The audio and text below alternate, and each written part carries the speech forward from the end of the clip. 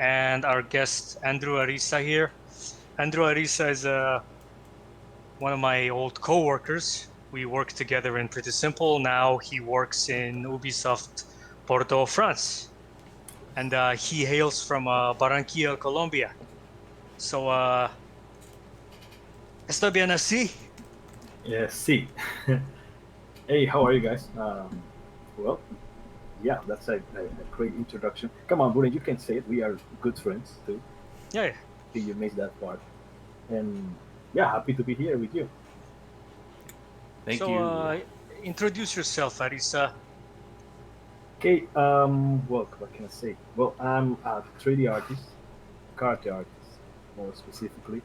I do creatures, I do characters in general, and I have this tendency of creating my own universe every time I have the opportunity, and that's it. I think that's a good introduction to start. To not Okay, get too everybody. See you all next week, I think. well. If I have to go deeper and how I start on this, that would be okay. Oh yeah, Yeah, man, go absolutely. ahead. It's your time. You can talk anything. Okay. Yeah, I start as a 2D artist and doing a lot of different things. I start doing illustrations for magazines, and then I did a couple of books for kids, and then I started getting more into characters for different things, but more specifically for marketing and for different brands and stuff like that. But throughout this journey, I start like learning new softwares and meeting new people.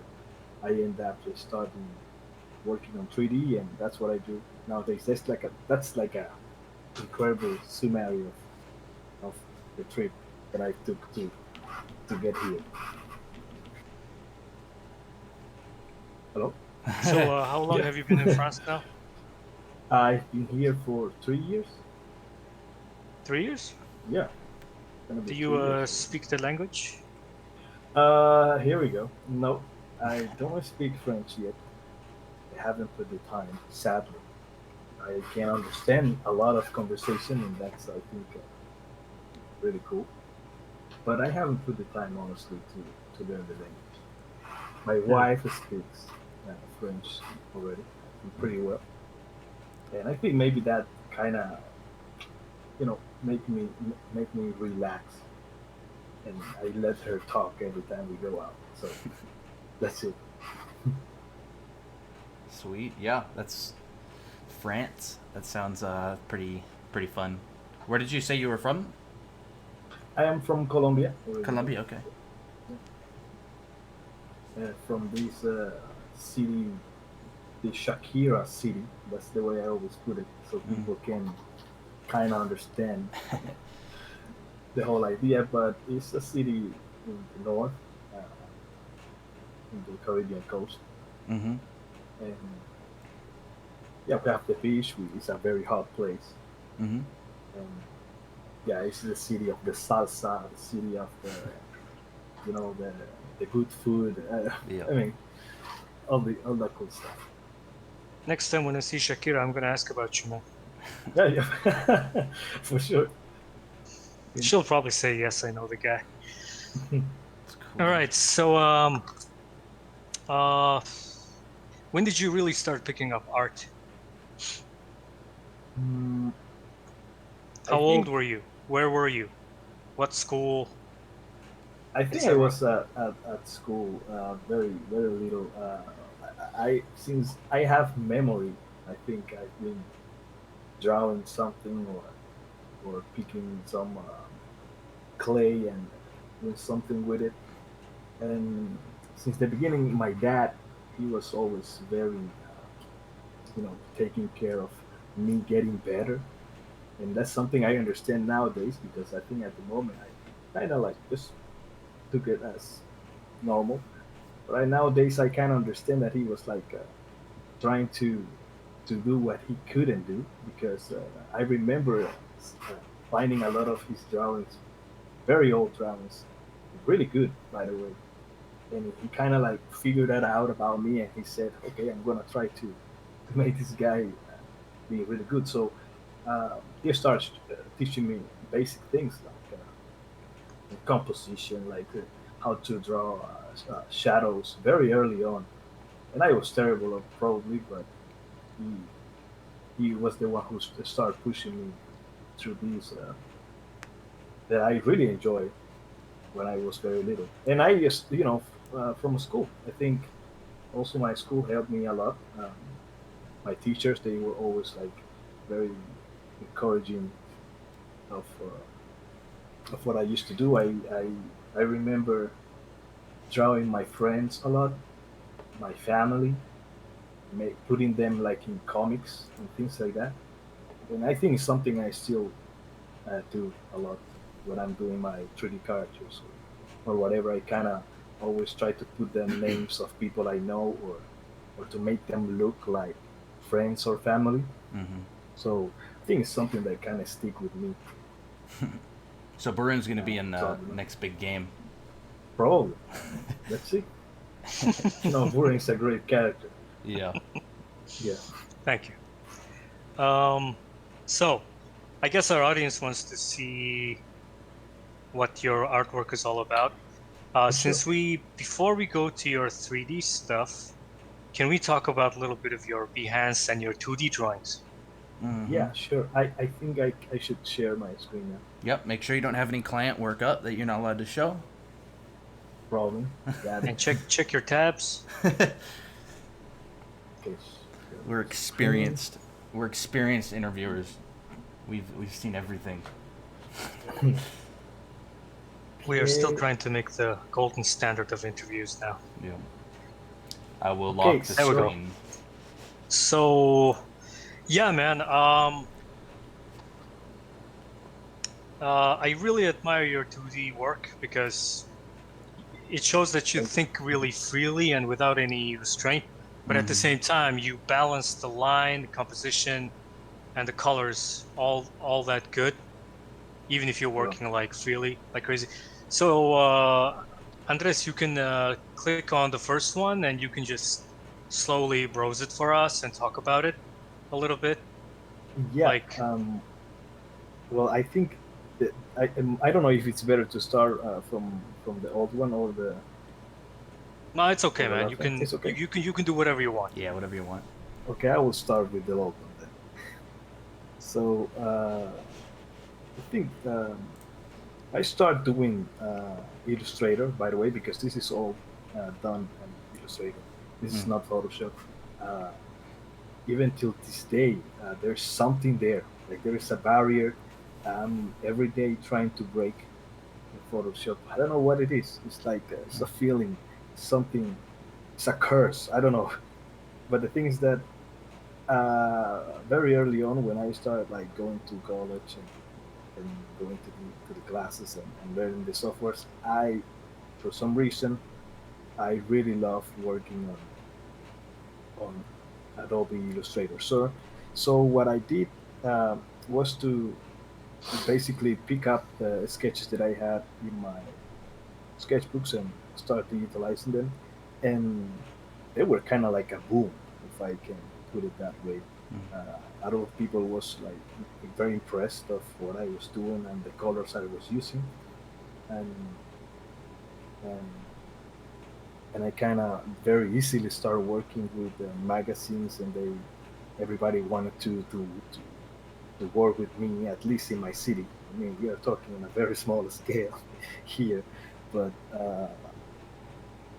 doing this type of things, I remember having a lot of fun, and I got to do whatever I want at the moment because people just call me to illustrate a book or to illustrate the cover of a magazine or these type of things. I got a chance to do some things for Adidas, for example, Oh wow. and I never heard of them anymore. Um, and I did stickers. I think a couple of these stickers you can see here, they were in a old, I think Asian kind of Skype. I don't remember exactly the name of. I think the name was Line, if I'm not mistaken. And Oh yeah.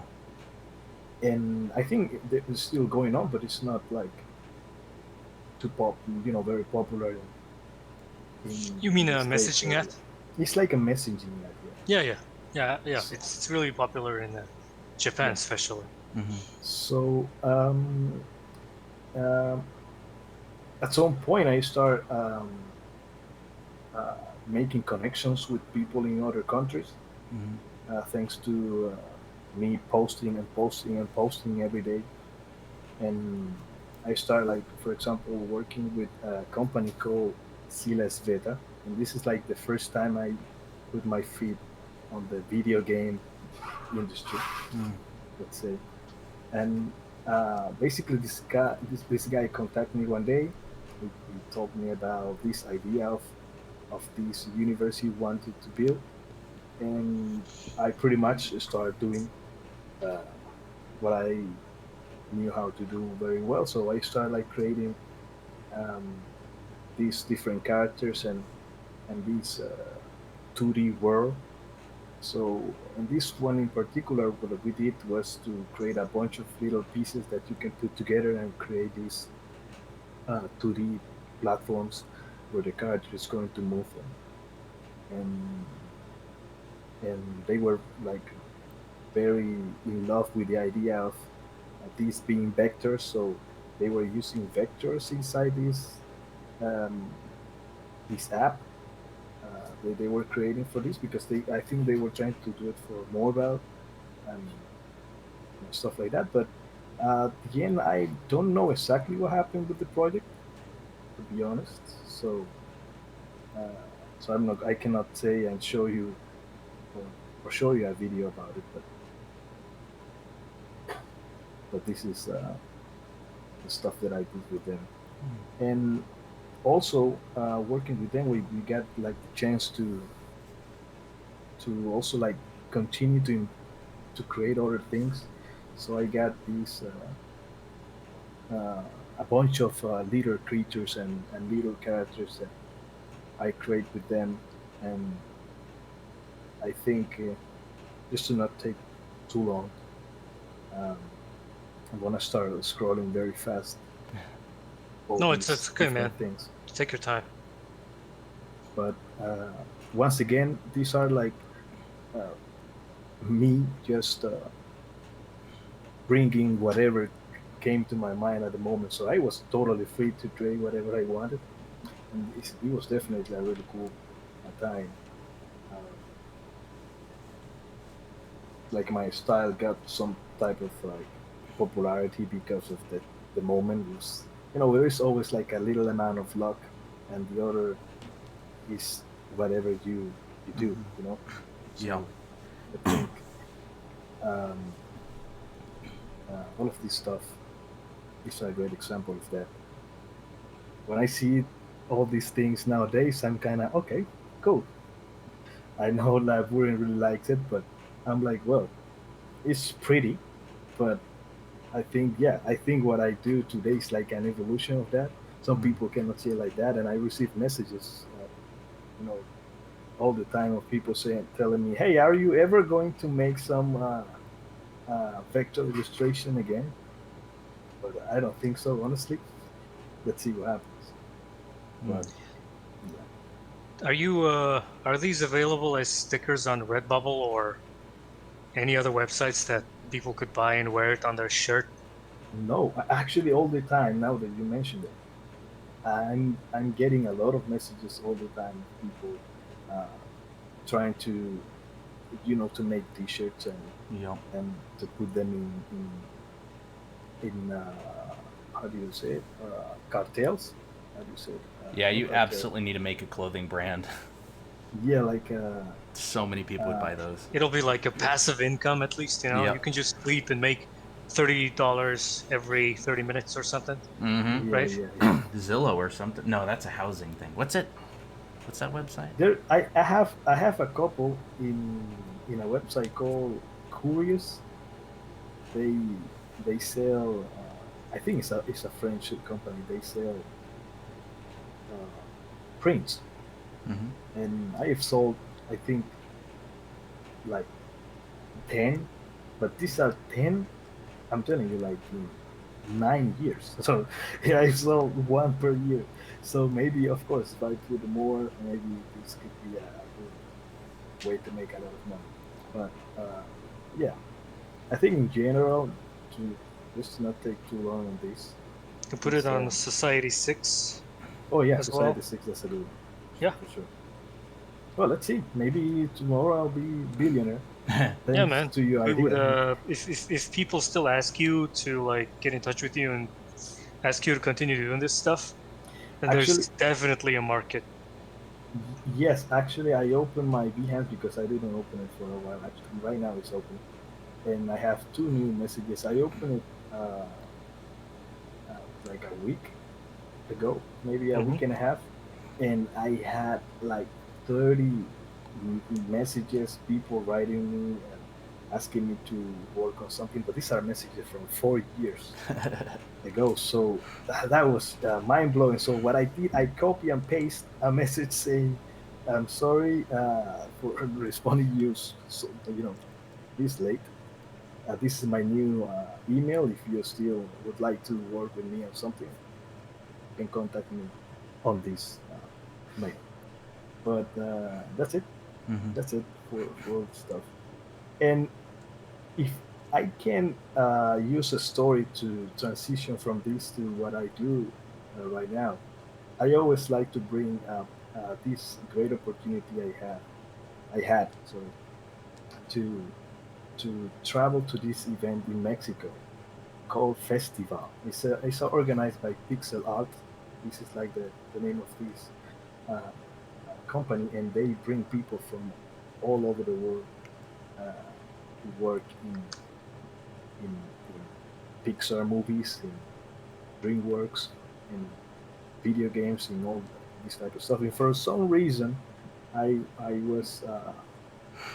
was invited to this to show my stuff, and I got there feeling like I was the best in the world, and I got there, and I think it was probably the moment of ignition of uh, this feeling of always wanting to pursue being better or being the best. Hmm.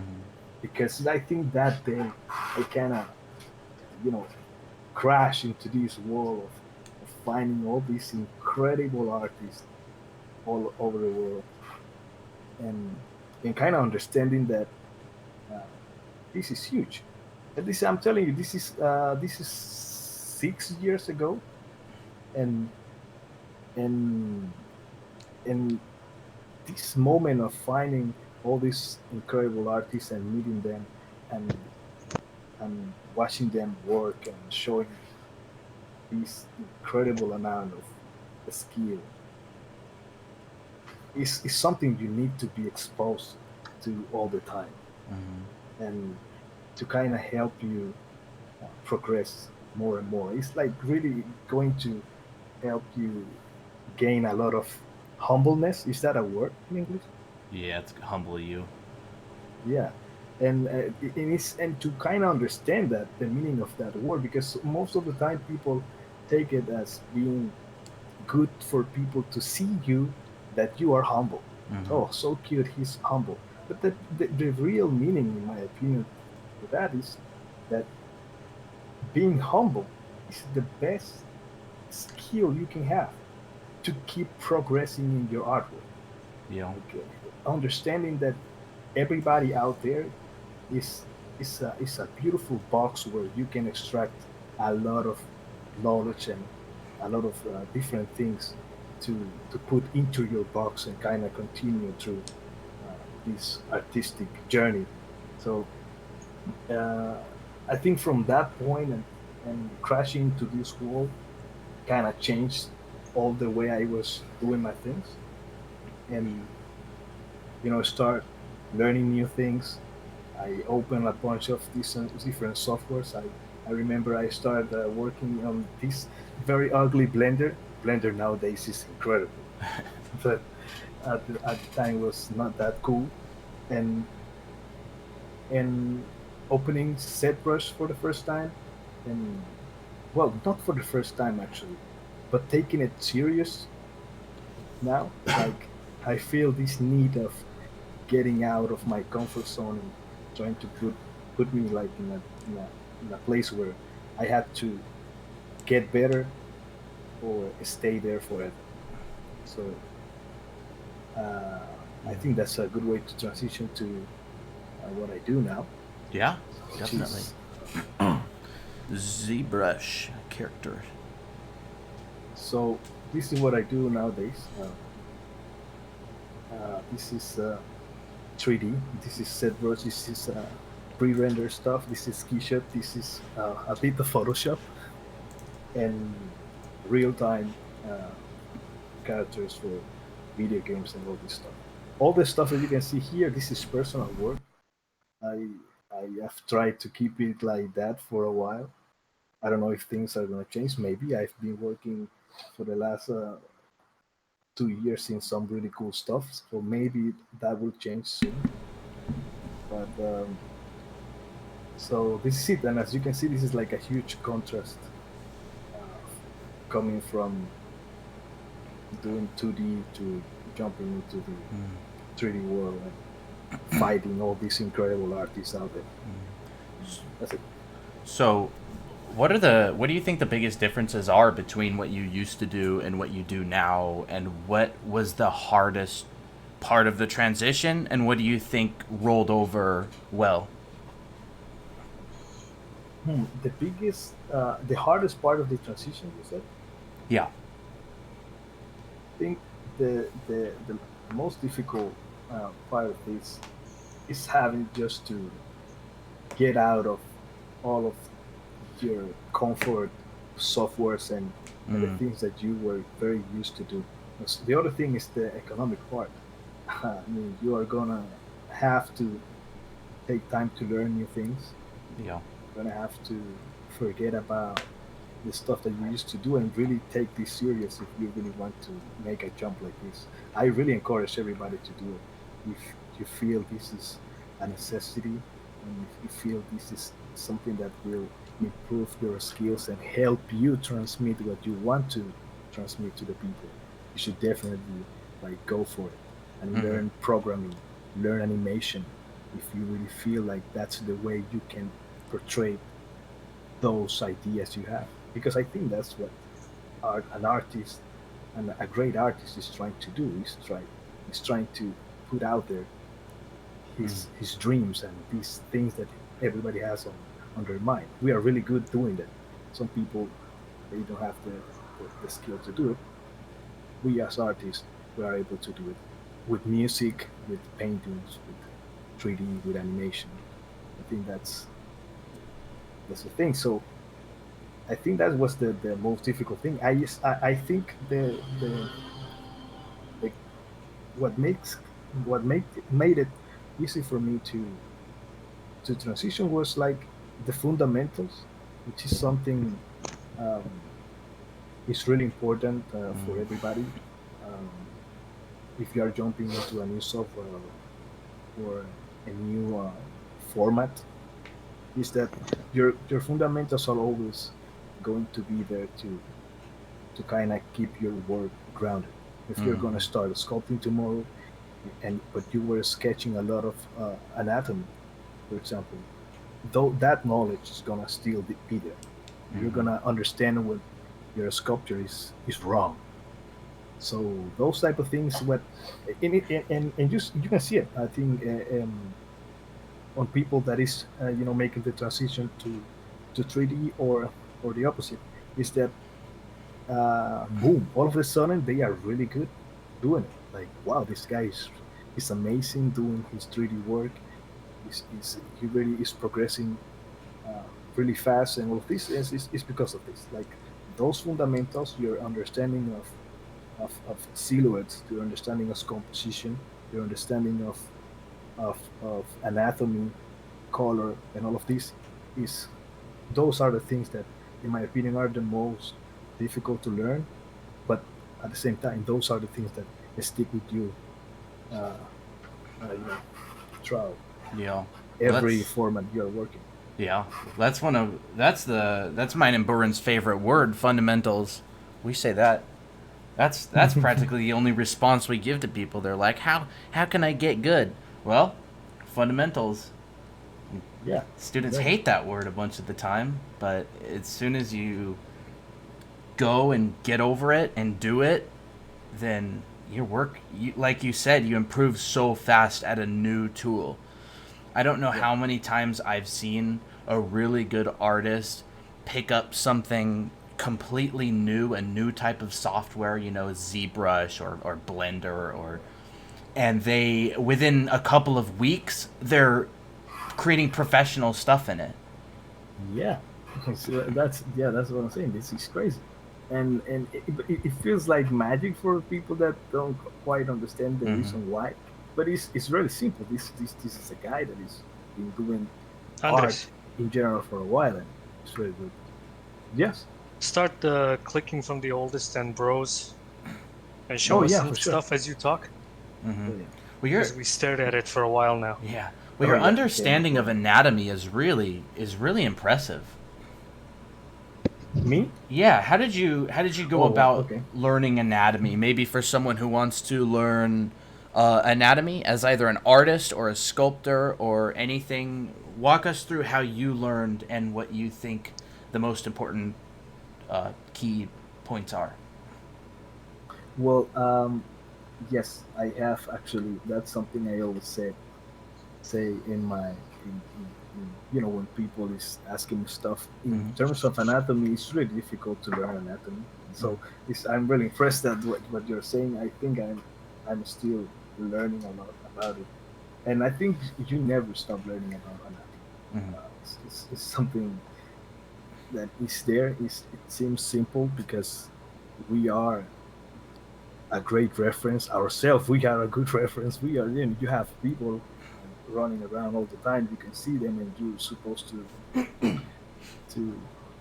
to learn this really fast. But it's not that simple.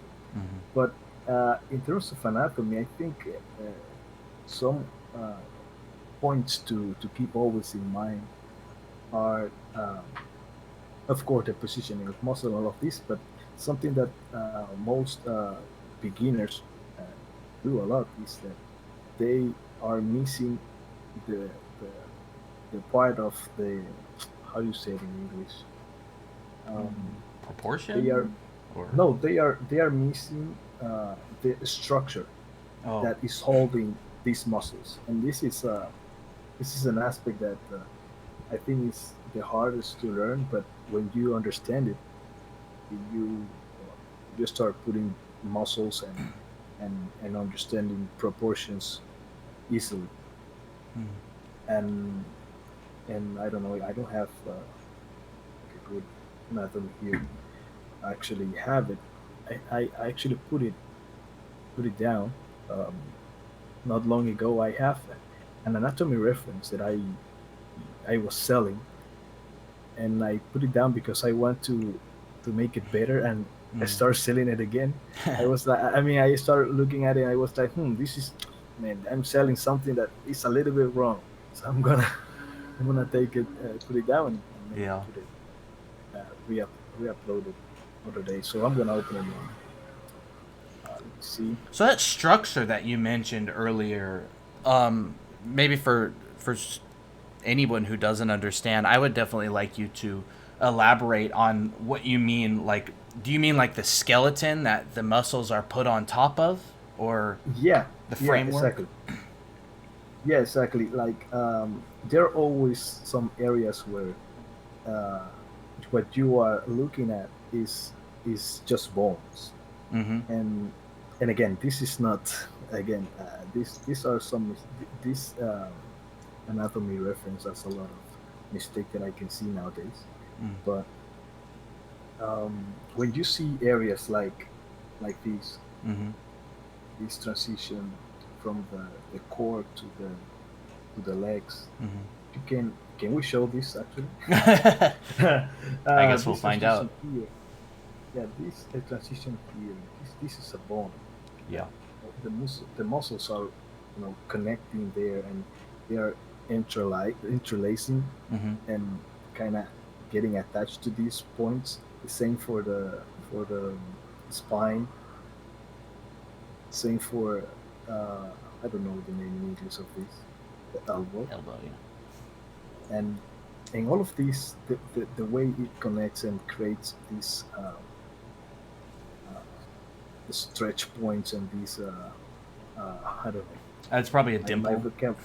yeah, this dimple here. My vocabulary in English is playing with me right now. But this is something that yeah, the only way to progress on this is practice. Hmm. Is picking up your anatomy reference. If you are working on one, I think every 3D artist should have his own like anatomy reference. Kind of, work on it every now and then. Hmm. Um, these are things that you need to learn just by practicing and doing it over and over again. Hmm. I remember learning a lot of anatomy with a tutorial called Anatomy 2.0. It's a tutorial from Ryan Kingsling, and the great thing about Ryan Kingsling is like he's very, very methodic. I think that's how you Like, spell it. Kings. yeah,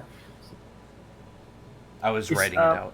There we go. okay. Let me check. Something you can, I think, if you go to ZBrush and you come to projects, I think you're gonna find that some of these, for example, I think the skeleton that you can find in ZBrush, he is the one who created that skeleton. Mm. Yep. So, as you can see here, this is Ryan Kingsley. King's And Lean. Okay, let me spell that out here.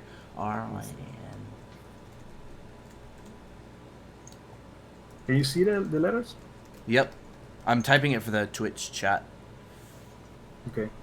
There it goes. So, I remember picking up this tutorial and really like understanding how muscles, you know, wrap uh, into the bones and how they connect and kind of, uh, you can see them working in action a little bit too in this tutorial. This is, I think, like 80 hours of tutorials, if I'm not Wow. mistaken. So Rankinson is incredibly methodic. He's gonna take his time. He's gonna go step by step, and it's a really good tutorial for people that is starting in ZBrush too, because he start like he starts like you have no idea about Mhm. the software. So it's pretty good. So I think that's what I can say about anatomy in general. Mhm. It's all about practice and understanding that there are a lot of things happening here. Just this structure, the bones, these muscles, and of course a lot of fat and how the skin reacts when these things are moving. Mhm. But, yeah, Yeah, there's definitely a lot of understanding that you can see. Like, you can tell when someone knows their anatomy because nothing is vague. They know what's going on. Like, when a muscle ends and a bone starts, or where two muscles come together, like on your model, for example, you know exactly where these muscles are coming together and ending and attaching to the bone, and it becomes very apparent. And if you didn't know that stuff, you might kind of just put like a little dent right there without that understanding, and yeah, it's not that it doesn't look right, it looks kind of vague. yeah, for sure. And I have to say, like nowadays, you can find, for example, Glauco Longi. He has been putting some really great images, explaining how the muscles wrap into the bones and how they deform and how they deform the skin when they are moving too. So uh, there Okay. are many things you can find out there. And but yeah, what you're saying is I think the most important part is that muscles are not just a a bump or this blob. in this arm or this line of mass here. No, they are a system that everybody knows pretty well. But when they are, start working and putting it in paper or sculpting it, you kind of forget, and people that is starting working with anatomy just start putting uh, these masses, of when, oh, I need to do the, I don't know, the chest part, and I'm gonna have, I need to put these eight circles here, these eight uh, blobs here to create the abdomen. How Mm-hmm. do you say, of Abdomen. this guy? Yeah, and the way it's actually construct is more like easy to understand if you go through the fundamentals of anatomy and start understanding that you Mm-hmm. have bones, and you have skin, and you have fat, and you have muscles working here. Mm-hmm. So let's look at some of your awesome work.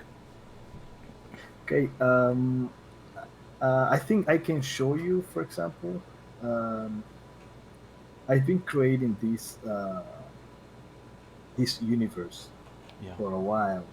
um, it's a universe that, well, I don't know if I want to go and wrap it and unwrap it here and Unwrap tell it, you sure. everything about it.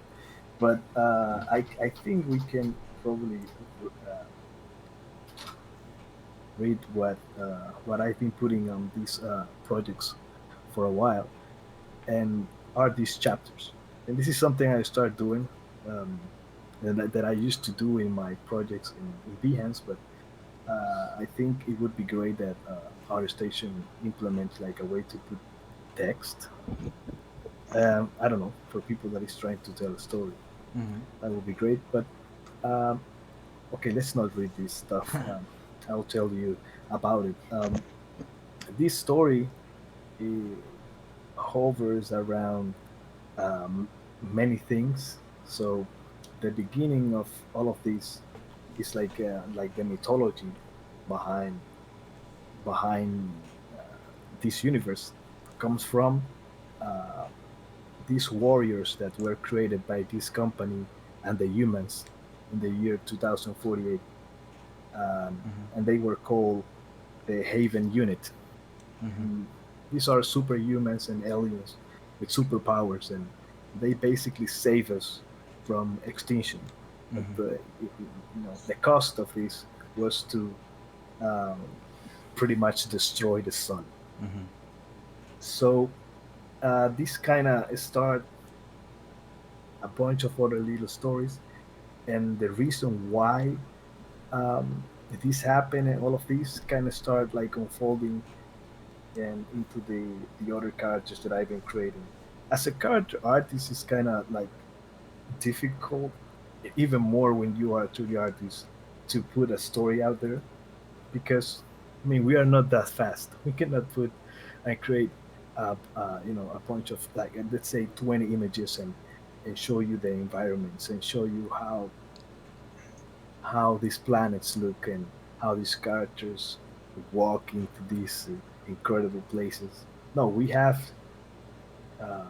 have this complicated thing to do, which Mm-hmm. is a 3D model, put hair on it, uh, put light on them, Yeah. texture them. So I think that's the other reason why I started putting this text here, so people can learn a little bit more about it. But Yeah. yeah, um, I've been creating this story about symbiotes, and this company called Vega.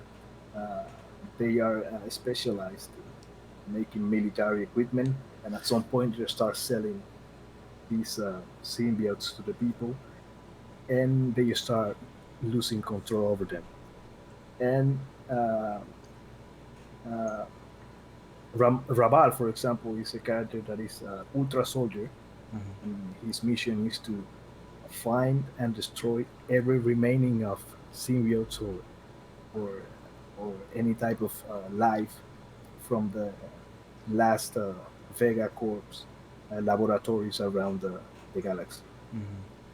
So my last character, which is this girl here, Mm-hmm. um, is like the beginning of me showing the symbiotes how they look, because I've been talking about them on my last project, before, but I never showed them. So uh, this is this is what a symbiote um, is in this universe. So they are basically a mass of bio nanotechnology. Mm-hmm. So they wrap around your body and they can transform into whatever you need. So they can protect you from bullets. They can, get into your legs and make you run faster, Mm-hmm. and all different type of sci-fi, crazy looking things. I think I can reproduce this, but Wow, um, that's really but if cool. we, yeah, Yeah, I love it. It's super Hmm. nice. Very thank you. the all the characters feel very unified, like they belong in the same world too. Thank you. Yeah, that's something I've been trying to do. I mean, I've been kind of scared when I'm creating them, because I create them. I take a lot of time working on them, and then when I come back, I want to put more stuff. Mm-hmm. So I don't know. They show uh, this universe how I feel about it with the skills that I can put on them right now too. So Yeah. Wow. That little monkey thing. What is it? yeah, Who is it? It's an yeah. alien.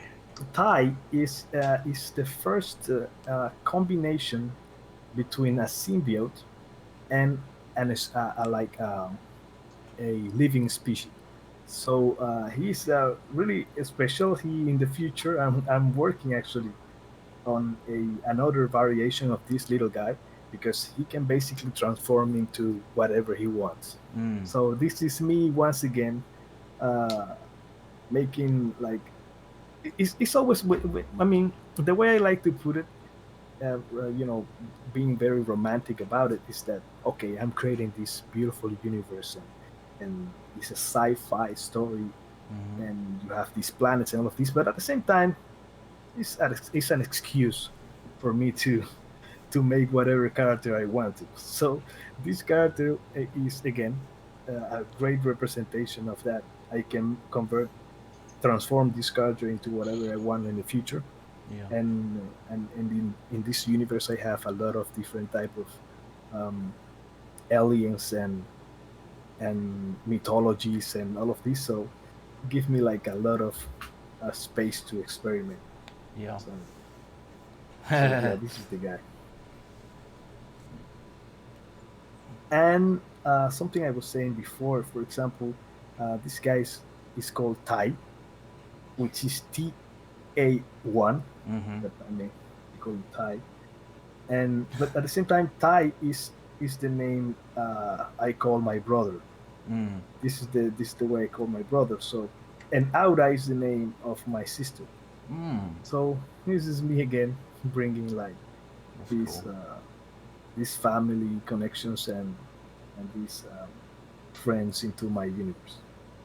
So Wow. So I have this. what softwares are you using to make all of this? Wow. That's crazy cool. Okay, to make this thank you, to make this stuff. For example, this one that I'm looking right now. This is Fusion and a little bit of a ZBrush. I Okay. started using Fusion 360 uh, 2 years ago, Mm. and it definitely changed everything that I was doing at the moment, because I know how to sub D, Maya, and all of this. Mm-hmm. But I think what is missing in this software is the ability to to be free with, with something that feels more like clay, which I think is what is incredible about ZBrush. Like you sit there You have this sphere, and you just start doing whatever you want, Yeah. and you kind of feel like it's natural, and you can maybe make a huge movement, and get with a shape that is already giving you something. When you are in Maya, and you start from scratch to build something, Mm-hmm. you have nothing giving you nothing, you know. So I think it's this feeling of being in a blank piece of paper, and you are like very limited with your move. And I think, I mean, it's important for an artist to have the ability to be fast on his experimentation process, Mm-hmm. to to sketch really fast, to make mistakes, and maybe throughout those mistakes you're gonna find a better idea. Sometimes that happens a lot. So I think that's why Fusion or Moi 3D, Boy, yeah. that's another software that is really giving a lot of freedom to artists to create hard Wow. surface things in a more like natural and fun way, I would say. Mm-hmm. Hmm. How many polygons does his hand have? I don't know. I don't remember. I think a lot, definitely. Man. So yeah, for sure a lot. Andres, I noticed that her pinky is really short, like her pinky finger. The small finger is really short. Yeah, for sure. I can see it now. Is But that this is intentional? it's intentional. And now that you see it, that now that you Hmm. say it, it's intentional. Yes. Hmm. No, it is not Because intentional. your other characters have normal fingers. I think So it is a mistake, definitely. I mean, I would say that it is because the camera angle. You see, she is like kind of, his finger is in another angle. And that's why. That's why. I see it. Let's jump into another project. But yes, um, Oh, that's cool. Boobak. yeah, let's forget about the pinky thing. How do you say this guy's Um, name? sorry, How do you say this one's name? Bubak. Yeah, Boobak. Okay. it's just Bubak. And That's cool. once again, this is another character from this universe, and he's also having this little spot into this very versatile Wow.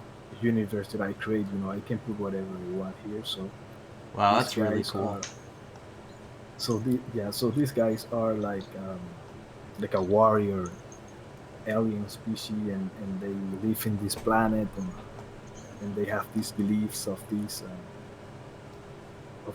place called Mm-hmm. the Trials of the Books. Mm-hmm. And I don't know if you remember That's cool. Buren, but Gaspar. yeah. You remember Gaspar Vuk? Hmm. So this name come from me loving his last name, which is Vuk, which means wolf in I don't remember the name of his Slovenian. language, Slovenian. So I kind of took that, and I said, okay, I'm gonna call this place the Trials of the Books. So this is this guy. Wow. You put a lot of time into each of these characters. So, how long does it take you to do one of these characters, like full start to finish? What's your. From start to finish, I think one of these characters would take me around a month and a half. Mm. This is on your Um, spare time? but this is my spare time, so that's what I was going to say. Okay. So a character like this, I think I finished it like in 3 months, Okay. maybe more. So, and the other thing is that they have this bad habit of working in multiple characters at the same time. Mm. So it's maybe not a bad habit exactly, but it's something that really diminished how often I post them and I finish one. But I think at the same time, kind of, I realized that it's kind of helped me to to keep myself engaged and happy with what I'm doing. Mm-hmm. So it's not like, okay, I finished this now. I'm not feeling it today about this guy. Mm-hmm. Okay, don't worry about it. Just jump into the other thing, which is something that comes from concept artists. I have a lot of concept artists. I don't know if you guys practice this, but I have friends that they are working on. They have their Photoshop open, and they could easily have 3, 5 images, maybe from different projects, and they are kind of combining and bringing something from one to the other one, Yeah. and kind of like a very, it's a cool way to keep yourself happy. And if something is not working in one, okay, just close it, open the other. Mm-hmm. Mm. So I think I wouldn't recommend it for beginners maybe, but if you know very well what you're doing and and what is keeping you away from finishing, sometimes is not being happy or not feeling it at that Yeah. moment. So I think that's a good way to finish a bunch of stuff at the same time.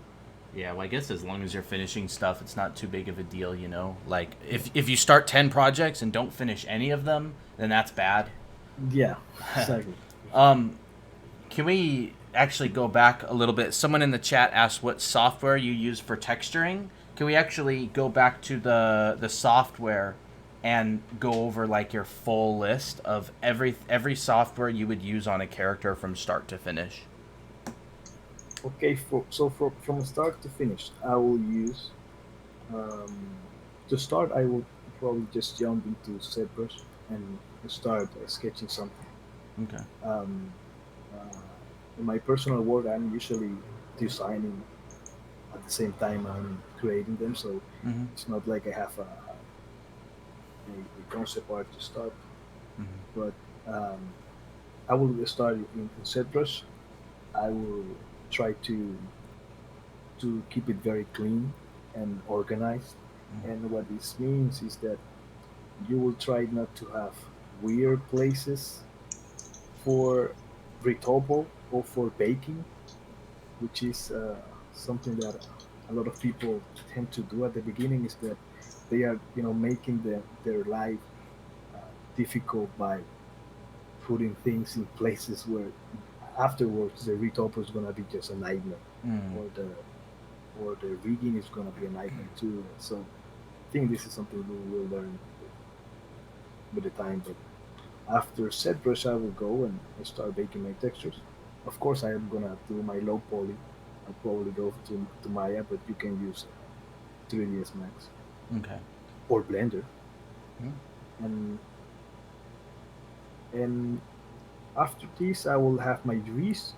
I will go to Substance, which is the software I'm using right now. I used to use a little bit of Mari in the past, but I don't know. It's been a while since I use Mari, so How do you spell I that? cannot say.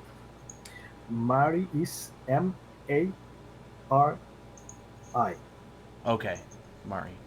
and it's a really powerful software, and it's definitely uh, a must when you're working for movies and incredibly highly detailed Mm. textures. But maybe for video game it's a little bit overkill. But again, maybe if you use it, it's gonna work really well for you, and that's a cool part that there are many ways to finish the stuff that we do, and you can get maybe different results and kind of create your own style. Mm-hmm. But um, and that's it. I will go afterwards to Unreal, or the software I've been using lately a lot is just a Marvelous. Marvelous. Sorry, Marvelous, not Marmoset. Oh, I was like Marvelous Marmoset. Designer. Marvelous? What? Do you use Marvelous Designer? Yes, I use Marvelous for a couple of things. Actually, Okay. this character that I'm sharing my screen right now, right? Yes. Uh, Let me turn on this guy here. Ooh, scary. Planet of the Apes 5. Yeah. Sorry, what? Planet Planet of the Apes 5. That's Caesar Jr., right? Caesar Yeah. Junior. Or Yeah. Grandpa Caesar. That's Grandpa Grandpa So Caesar. For those who have not seen the movie by now, it's been 3 years, almost 2 years. Caesar's dead. Well, yeah. Rip.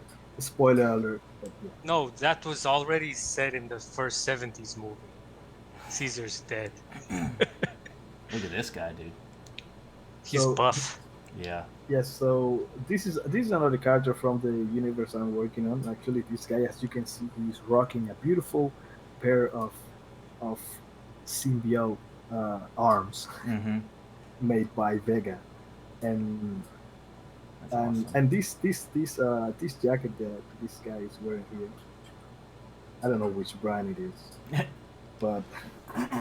but this is made in Marvelous. So Okay. and I think this is not Marvelous, but I'm thinking maybe bringing Marvelous to some of these areas. But yeah, I use Marvelous a lot at Okay. work and in my personal stuff every time I need it.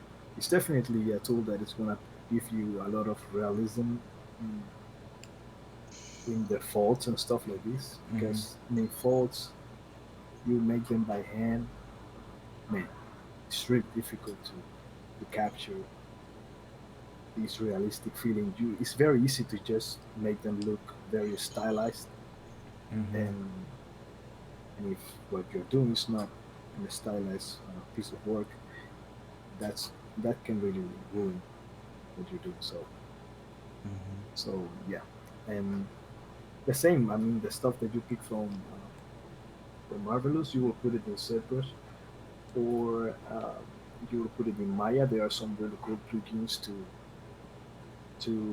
create low polys from the Marvelous files and kind of like make that work very easy.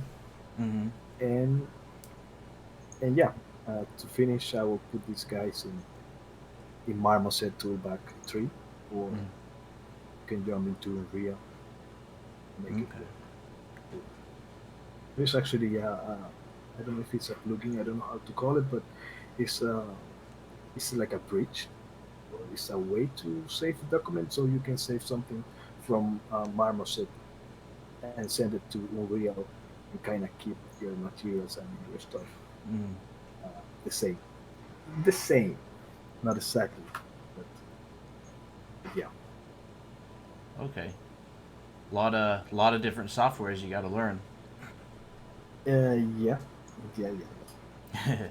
Yeah, it's maybe a lot, but I mean, to start, it's just great to focus on ZBrush. Yeah. It's like the anchor point where, from there you can really,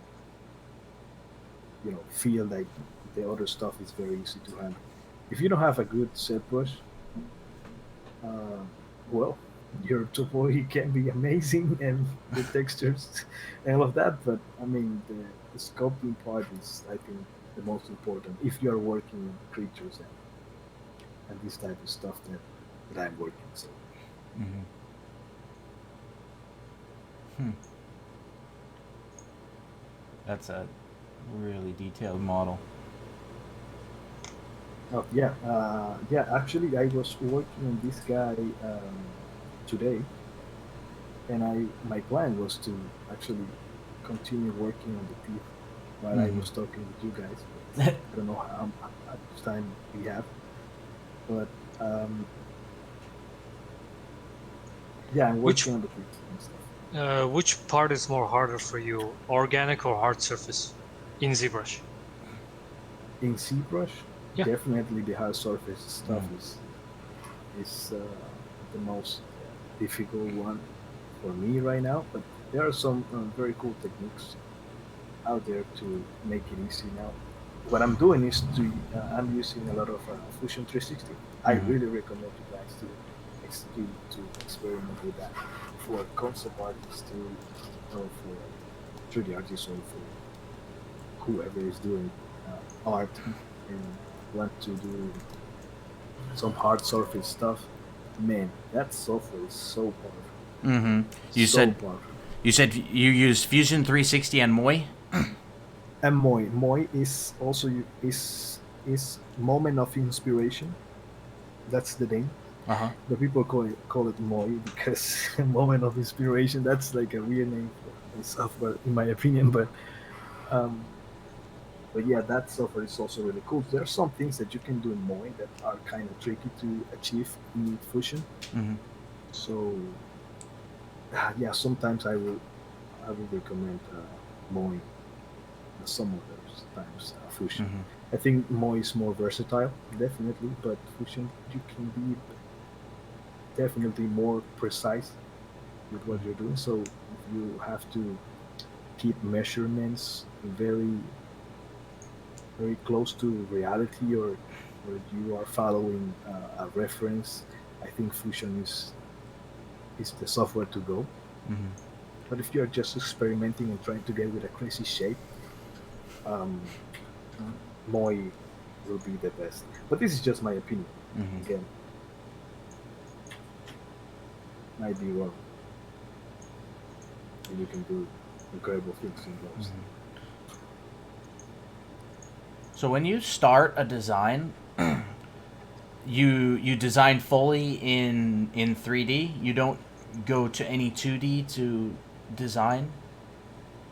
Uh, no, No. not lately. Sometimes I will sketch something at work and Mm-hmm. then bring it home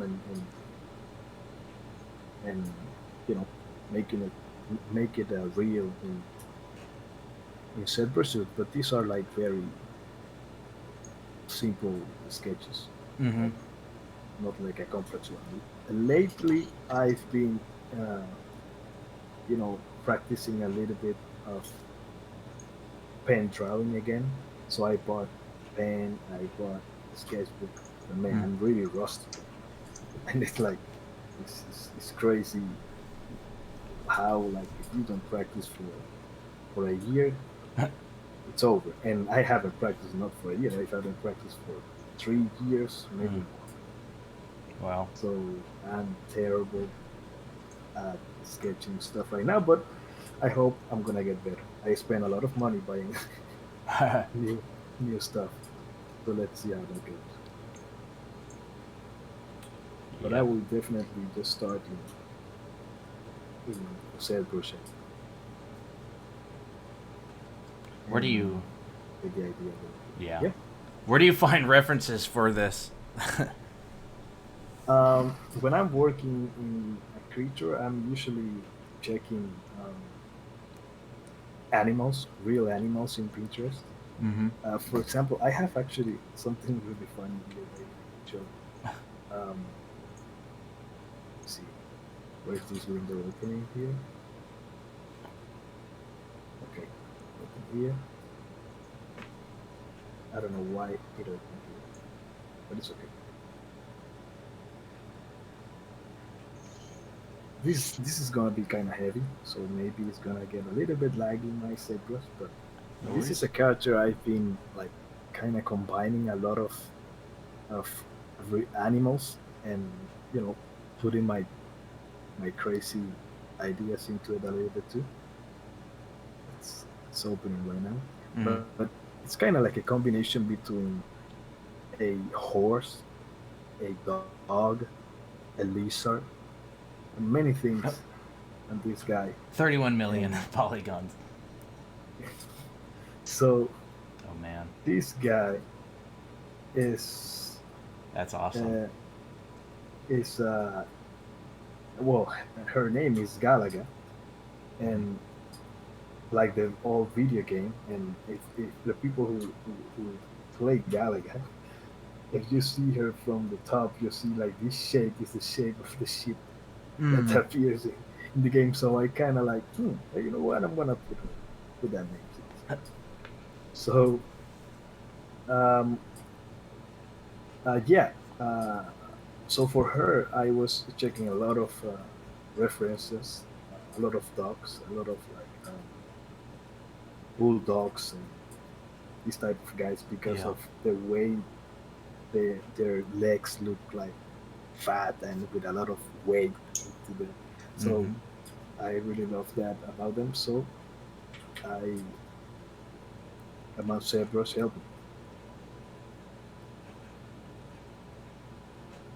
What's up? What? Something freezing? Yeah, it's freezing. It's not letting me click on the leg. There we Oh. go. So yeah, this is all references for from dogs. And if you check her a little bit from Yeah, I can the tell. side, you can see that it's a little bit of a horse and a little bit of a dog too. It looks kind of like a So pug or a bulldog or something. yeah, yeah. That's cool. So yeah, and at some point I was like I was making like a dog face, and then at some point I was like, hey, you know what? I don't like it anymore. Let's start, you know, Dragon. transforming this guy into a lizard kind of dragon. I don't know what is it. And I also start having fun with the mouth of this guy too. Oh yeah. I have a layer for her. What's the difference between layers and subtools? Layers are like players are definitely not subtitles. Layers are um, a deformation that you can store in this little file because you can even uh, save them and put them out of ZBrush. Mm. And they are you can use them in many ways. You can use them for poly paint. Okay. Some people use them for masks to save masks, but they are really buggy. So I don't Oh. think that's a good idea. But um, and you can store poly paint too. Mm-hmm. And what else? And something you can do with the layers is also to work with plane shapes. So, for example, if I'm making this character and I would like to have plane shapes. I mean, plane shapes are movement in whatever area of the character, mostly Mm. the face of the guy. But Yeah. you can have plane shapes for the legs or for all these parts. And the cool thing is that you can, for example, when I'm creating this plane shape, as you can see down here, you have some wrinkles Mm-hmm. here, but when she closes uh, her mouth, those wrinkles are kind of like gone, Yeah. some of them. So that's the other cool thing. So you afterwards you can bake this detail and Mm. put it in an animation rig, and it's gonna work pretty well when the character moves her, I don't know, her uh, forehead, for example. This is you can see this in many video games out there, where the character is talking and kind of stretch his forehead. You can see like wrinkles appearing in the front or in the sides of the eyes and all of this. So Yeah. these are wrinkle maps we will probably create with the help of layers and stuff. Mm, okay. Hmm. But again, there are many ways to use it. Yeah. Use them for polypaint and for different things. So is this the kind of stuff that you're doing for work at Ubisoft? Are you're making characters like this in ZBrush, and who do you deliver them to? Like, what standard do they need to be at? I guess I should say, who's the next person who gets them in the pipeline? Okay, the way we're working right now, the next person who gets this in the pipeline is a technical artist. Technical art. This guy will be in charge of picking this guy and bringing him Okay. and pretty much making it ready for the animators. But you're working in a studio. That's not the way it usually works. So you're working back and forth with a technical guy, and animators are testing things, maybe putting them in in a standard rig, Yeah. or maybe they have some mocap next week, and you need to have something right now, and you need to create a placeholder for them to use. So it's a lot of back and forth. But you should be always working very close with your Yeah. technical artists, your rigger, and the animators should be beside you, telling you, "I don't like this, I don't like that." But that's the way you can make things work perfectly. Yeah. So when you are creating a complex guy, like I would say a dragon with 6 limbs, Yeah. you'll probably you have to make a lot of experimentation and work in a way that is uh, very indestructible. So it's something that you can go back and improve it if it's necessary. Like for example, this guy, um, the mouth is in a layer, the open mouth. So this is not an open mouth or an expression. This is just a lip movement. So this is not me trying to get an expression. Can you Okay. move the scroller on that one? The Yeah, it's gonna be very slow though Uh, because it's very high poly, but it's closing it. can I see the polygroups on that face? Sure. Me and Bruno are all interested because we're like, how do we do this? How do we do this? Okay. Mm. So maybe here Magic. it looks better like this. That's magic. So It's a clown monkey. His war paint.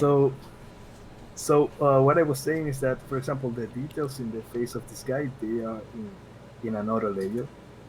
Layer. So these are what I call like let's say secondary, like 2.5 shapes, which is something I tend to do, and I have a lot of references for this type of stuff. Actually, I have them right here, and I'm gonna bring them here. Can you see this? I know. I recognize them. So what I'm trying to get when I'm at this stage is to get these shapes. Like I'm not talking about skin pore. I'm talking about these shapes inside the shapes that are going to give this guy some wrinkle information, Yeah. and some maybe that you can identify this guy as being old or being a young guy, all of this stuff. And I also something I tend to do, and I've been doing it more lately, is to have always a sculpture done by and in a traditional way, maybe by I don't know Stan Winston, some of these masters of sculpture, and kind of try to get with something like this without me using any type of alpha first.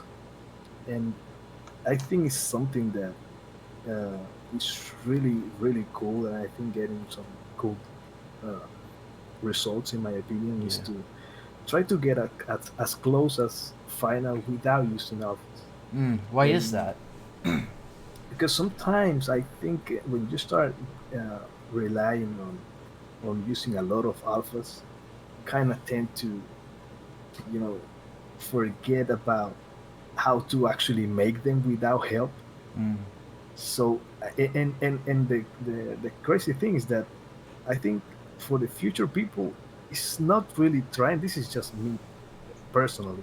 I think people is not trying to get hyper realistic. At some point, people is gonna get tired of it, and people will, I think, want to get with something that is in between them. Like when you see this guy, for example,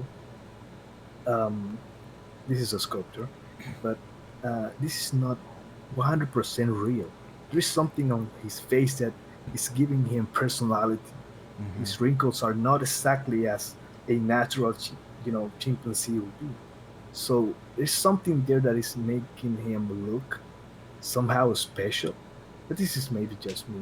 It's just the way I see things right now. Maybe tomorrow I'll think differently. But it's the same that I see when I see this guy. It's the artist who created. He's putting so much personality on them, and he's not using uh, the texture, bringing the texture exactly from the real animal and putting them into his artwork. Yeah. No, he's making them by hand, and it's kind of giving them this personality. And I think that's something it's really cool to bring to your sculptures. Yeah, I can They're definitely working see with. that in your work too. The personality and the kind of human touch that is like, hey, this is a character and it has a personality and a backstory rather than just like a, I don't know, like taxidermied animal or something. Okay, well, thank you for that. I really try to work a lot on those aspects, and yeah, thank you for realizing Yeah, it. especially the ba something. What's the orc guys? Orc type Bubak, sorry. bubak. Yeah, especially I love that one. It's like one of my favorites. I love the proportions of his fingers and the things around um his shoulders by his neck That's on your art station. that's an airplane sleeping pillow. Yeah. He goes to battle so much that he goes to sleep while he's in battle and he rests his head. Yeah, exactly, and it's made out of wood. Yeah. Yeah, I So love he's it. That's also close to the yo, nature as he does it. that's the best like Speaking of references. creatures, tell me about the mandrake, man. I remember you were sculpting this. Yeah, you What is saw that me thing? working Is on is it food or is it a buddy? I mean, I think I remember I told you a little bit about it. I think you saw me working on it and you said, "What are you doing? You're disgusting." It's But disgusting, man. Look at the tumor, man. What the? It's no. The idea of this guy, this is like somehow of a, this is some type of um, how do you say it? It's like like ginger. Companion. advisor. It's like a companion. An something like advisor. that. So pretty much like I had this idea of making a device. That was the first idea, making a device that inside you can contain a mandrake. But then I was like, you know what? This guy, he doesn't look like a lot of technology is around him. So I'm gonna just put the mandrake out there. And the idea is that these mandrakes, you can use them for magical stuff. They have a lot of like knowledge about the terrain and all of these things. So that's why they kind of use the mandrakes when they are walking around the jungle. They put them out and they are like, I need to go to this area, and the mandrake will say what's around this area because they are roots and they can understand the environment. Huh. That's like kind of the magic behind it. It's like a But it's also magic it also ginger. looks cool. So that's why I put That's really cool. Magic ginger. it there. Yeah, exactly. Oh, that's awesome. I mean, Yeah, that's really cool. What's that word? Bubak does get hungry, right? So it's gonna change the story sometimes, right? Just At there's some the point. tension. There's always that tension. But have you Like- ever tried eating a ginger like that? Like Oh. Hey, Like a Man. carrot. you know like what? a carrot. The evil thing you can do to that mandrake? Like it grows to a certain length, but he breaks it off and eats it. And after a couple more days, he will still grow back to the same proportion Oh or yeah. something like that. I think I'm talking out of my ass. I'm sorry. That's a good idea. No, that's a good idea. That's cool. Great idea. I love it how even his muscles like follow the same shape language of the things like on the of like the wood on his shoulders. It's the fibers of his muscles, like his biceps and his what's that muscle on the shoulder? Oh yeah, these things are yeah. I love that. The shape language is so consistent. Thank you.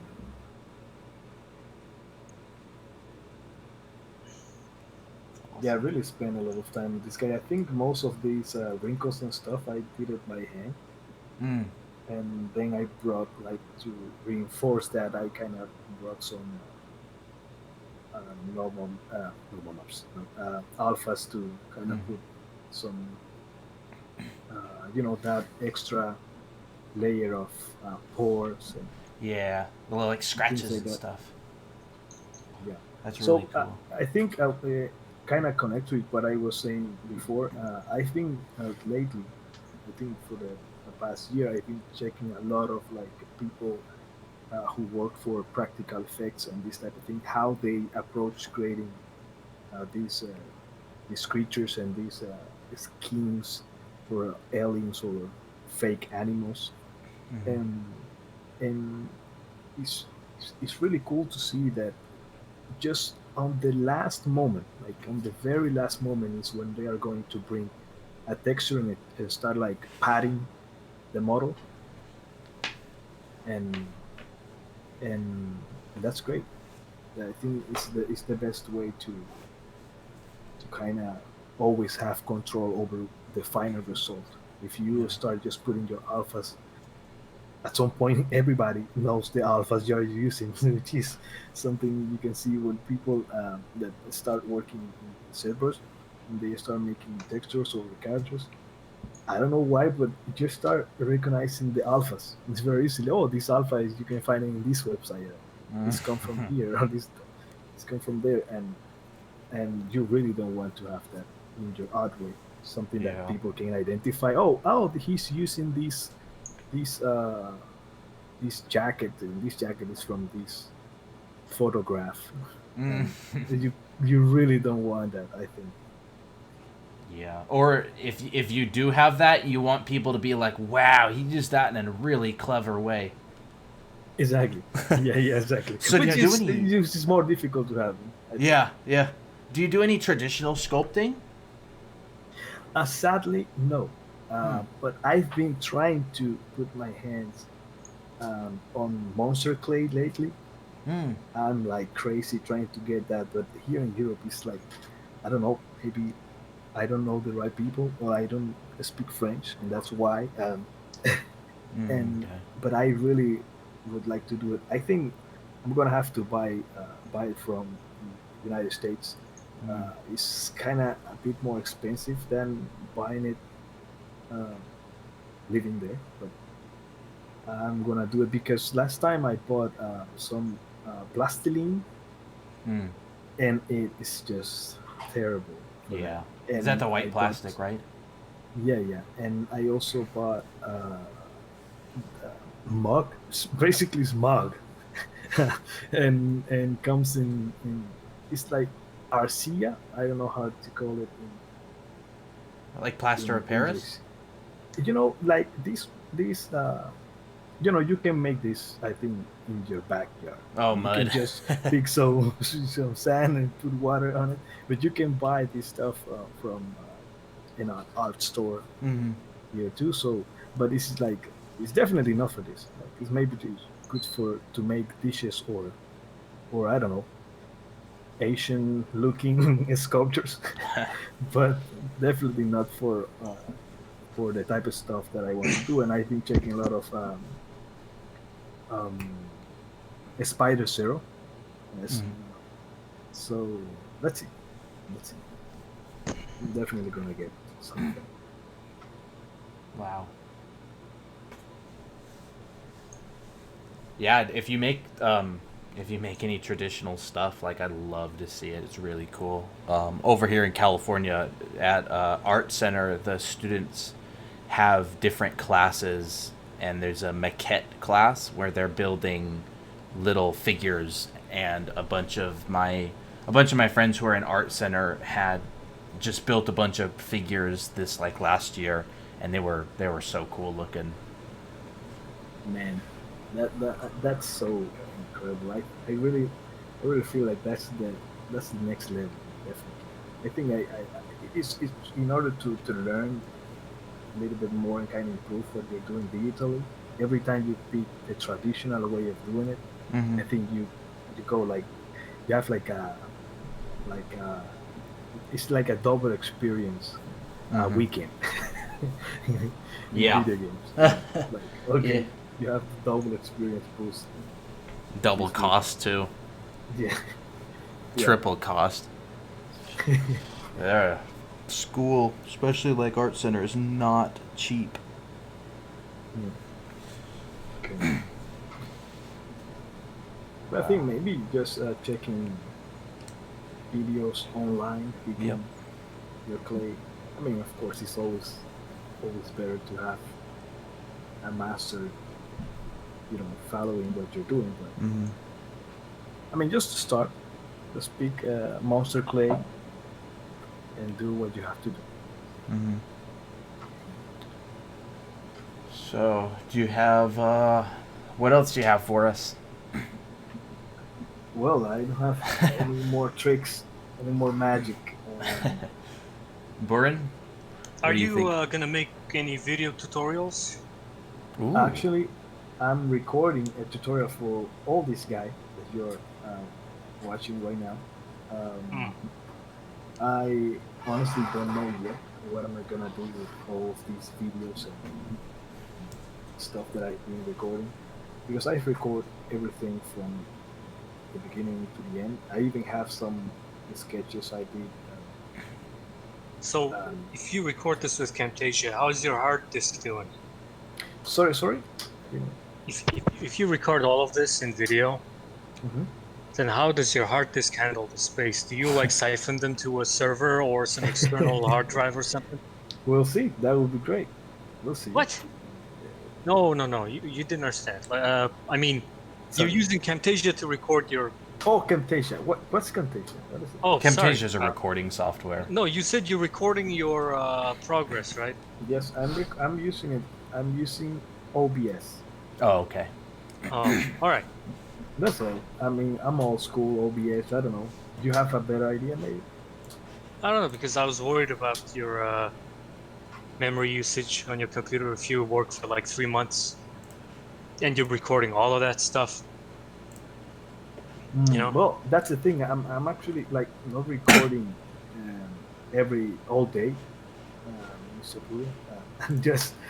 I'm just I'm just recording like 1 hour videos, and then I pick up again. I see, this is like a difficult thing to do, so I'm gonna record it so people can see it. So yeah, I'm just like picking the aspects that are probably more difficult to achieve. So I think at this point I have like 15 hours, and it's not just me working on this guy. I kind of jump uh, into another projects and try to explain something with that project, and then I bring it and apply it to this guy. So it's like a very general and super cool tutorial Mm. coming soon. Ooh. Yes. Pre-order. Is it gonna be in English or Espanol? Oh, I don't know. Yeah, you're making a lot of really good questions. I need to think about all this stuff. Right now, I'm just recording, and at some point, I really, because this is the thing. I've been asked a lot about like if I have a master class or if I have mentorships and this type of stuff. And I think I want to feel like I have the time and I have my ideas organized in a way that I will be ready to give it to someone else, because sometimes it's not just about being incredible. It's also about how to transmit this information, which happens a lot. Sometimes you find an incredible artist and you check one of his videos, and you kind of like, I don't know, I don't feel like I learned something, or so it's something I don't want to repeat. And so maybe I'm just maybe being just too careful, but I would really like to make sure that whatever I put out there, people can really learn from it, and most importantly, kind of feel inspired to continue, which is something I think wouldn't you remember we always had these conversations about procrastination, about feeling happy to do what we are doing, which I think are a really huge part of being an artist, is fighting against this resistance of of this feeling of I don't have a good idea, I'm not ready today, I don't want to do it, or if I do it, I'm not gonna be good enough. And this is always like it's always pursuing us. And Hmm. And I always been like very uh, uh, cultivated by that. I like trying to encourage people to believe that it's possible, that you can do it. But yeah, it's not that easy to just say it and people will get it. So that's another thing. I really like the art quest. The name is for me. It's just is I think those are is the same word in my opinion, because art is that it's a quest. Is Yeah. something that is a path really difficult to follow sometimes. It's not, it's definitely painful sometimes, and you really need to be strong to keep yourself up and keep walking and walking and put in the time Yeah. and put in the time again. So that's cool. Speaking of, you know, other people's good tutorials and whatnot, do you have some good ZBrush artist that you could recommend for people who wants to learn on their own? Do you know any? You mean inspiration, maybe?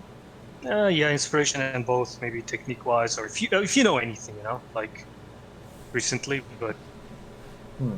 I've been well. Let's see. Tutorials. There are really cool tutorials out there from many people. I think you can also like learn a lot from just watching someone work. And I think if you go and check, for example, Adam Fisher, he has some uh, quick sculpting things. Or you go ahead and check Lau Colonghi working, or Rafael Grassetti, definitely, or not just maybe 3D artists. I really like Alejandro Mirabal. mhm. Hmm. It's really cool. Um, as a concept artist, you know, who else? There's so many out there.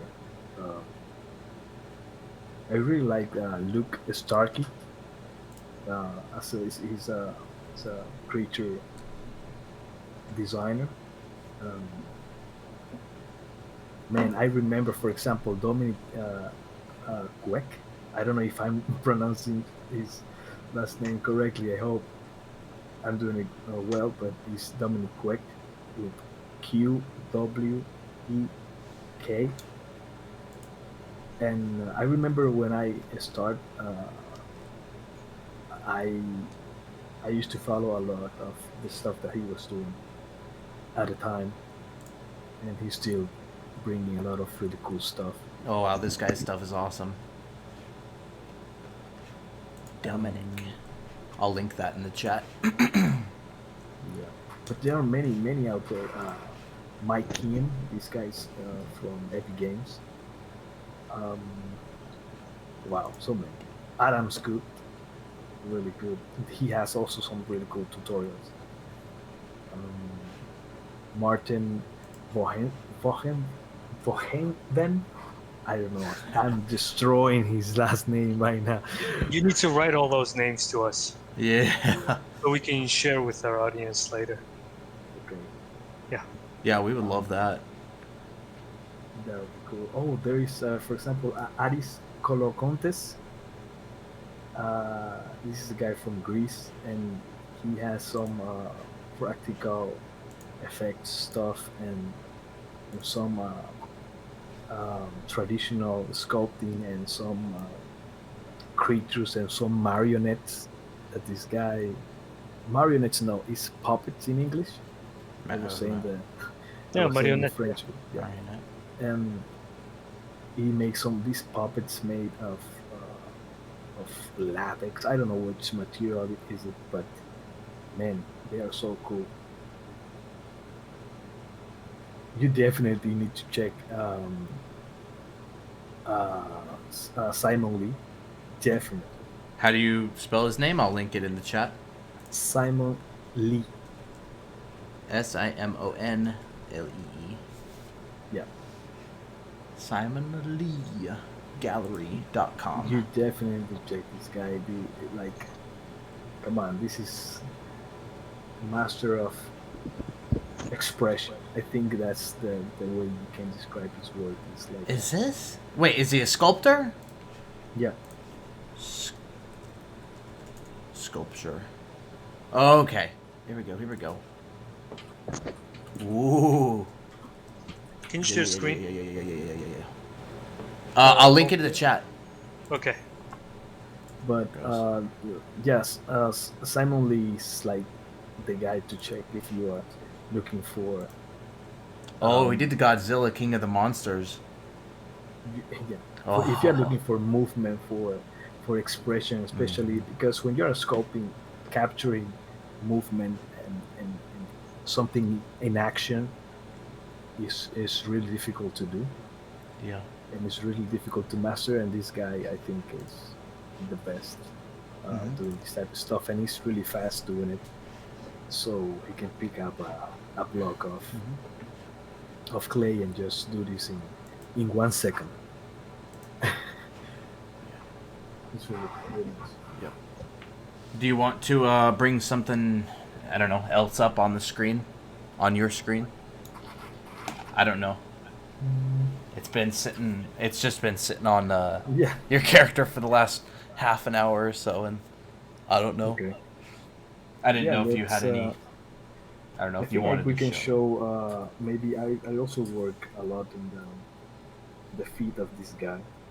Okay. Hand feet. Oh, I thought you didn't. Oh, okay. Don't you mean hands? I don't know. Yeah, hands. Yeah, these are the hands of this guy. Come on, my Cerberus is just dying. I have these two projects open. I think it's better if I click on this guy. All right. Let's see if we have anything else planned. I just don't know if there's any other questions. I gotta go look at our list real quick.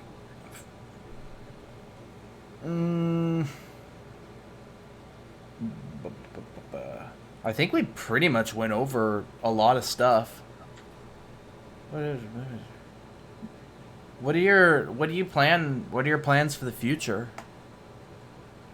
Okay, plans for the future. Yeah. Finish these guys first of all. I have a lot of. I have 5 characters I'm working on right now. Uh, Personal stuff. I have some freelance things going on also.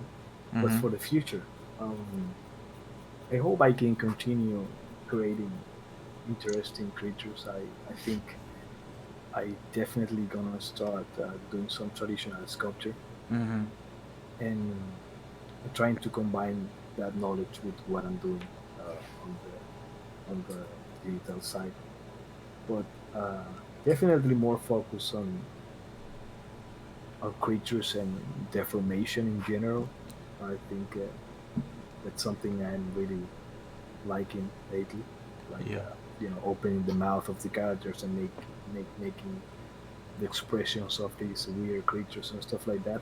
Mm-hmm. And I think it's something I've done a lot, but lately I'm like, I think I can continue digging into this aspect of making creatures. So Mm-hmm.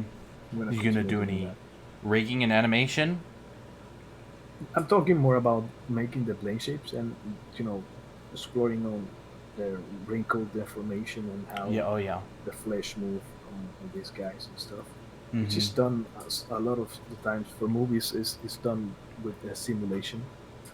Oh okay. They use Shiva and other software to simulate muscles and stuff like that. But Mm. uh, I'm talking maybe more about producing wrinkle maps and plane shapes for creatures and characters in general. I think that would be really cool. Mm-hmm. But again, when I'm doing my personal stuff, I take whatever I feel like I'm going to enjoy the most because I think that's the way I can really finish it and kind of have fun. Because I mean, of course, we have This is 8 hours work, and you have to, you know, to produce things for a company or for a project. So you get home, and it's sometimes difficult to put yourself in out, outside of your comfort zone. But I'm Hmm. definitely gonna try to keep doing that. Don't get me wrong, but at the same time, try to have fun. That's it. Yeah. Monkey feet. Yeah. All right. Bernie. You should totally, like, I don't know, it's just my dumb idea, but like you can create your own custom made alphas, and then once you sell them, you will realize that after another 1 year, you will realize you need to do it all again for yourself, while at the same time you made money. You know, Hmm. I don't know. That could be cool. Yeah, there are many things that as artists now we can sell, even more as 3D artists. So yeah, something that I will definitely keep in mind for sure. Maybe tomorrow I'll be the next Bill Gates. So this stuff. Yeah.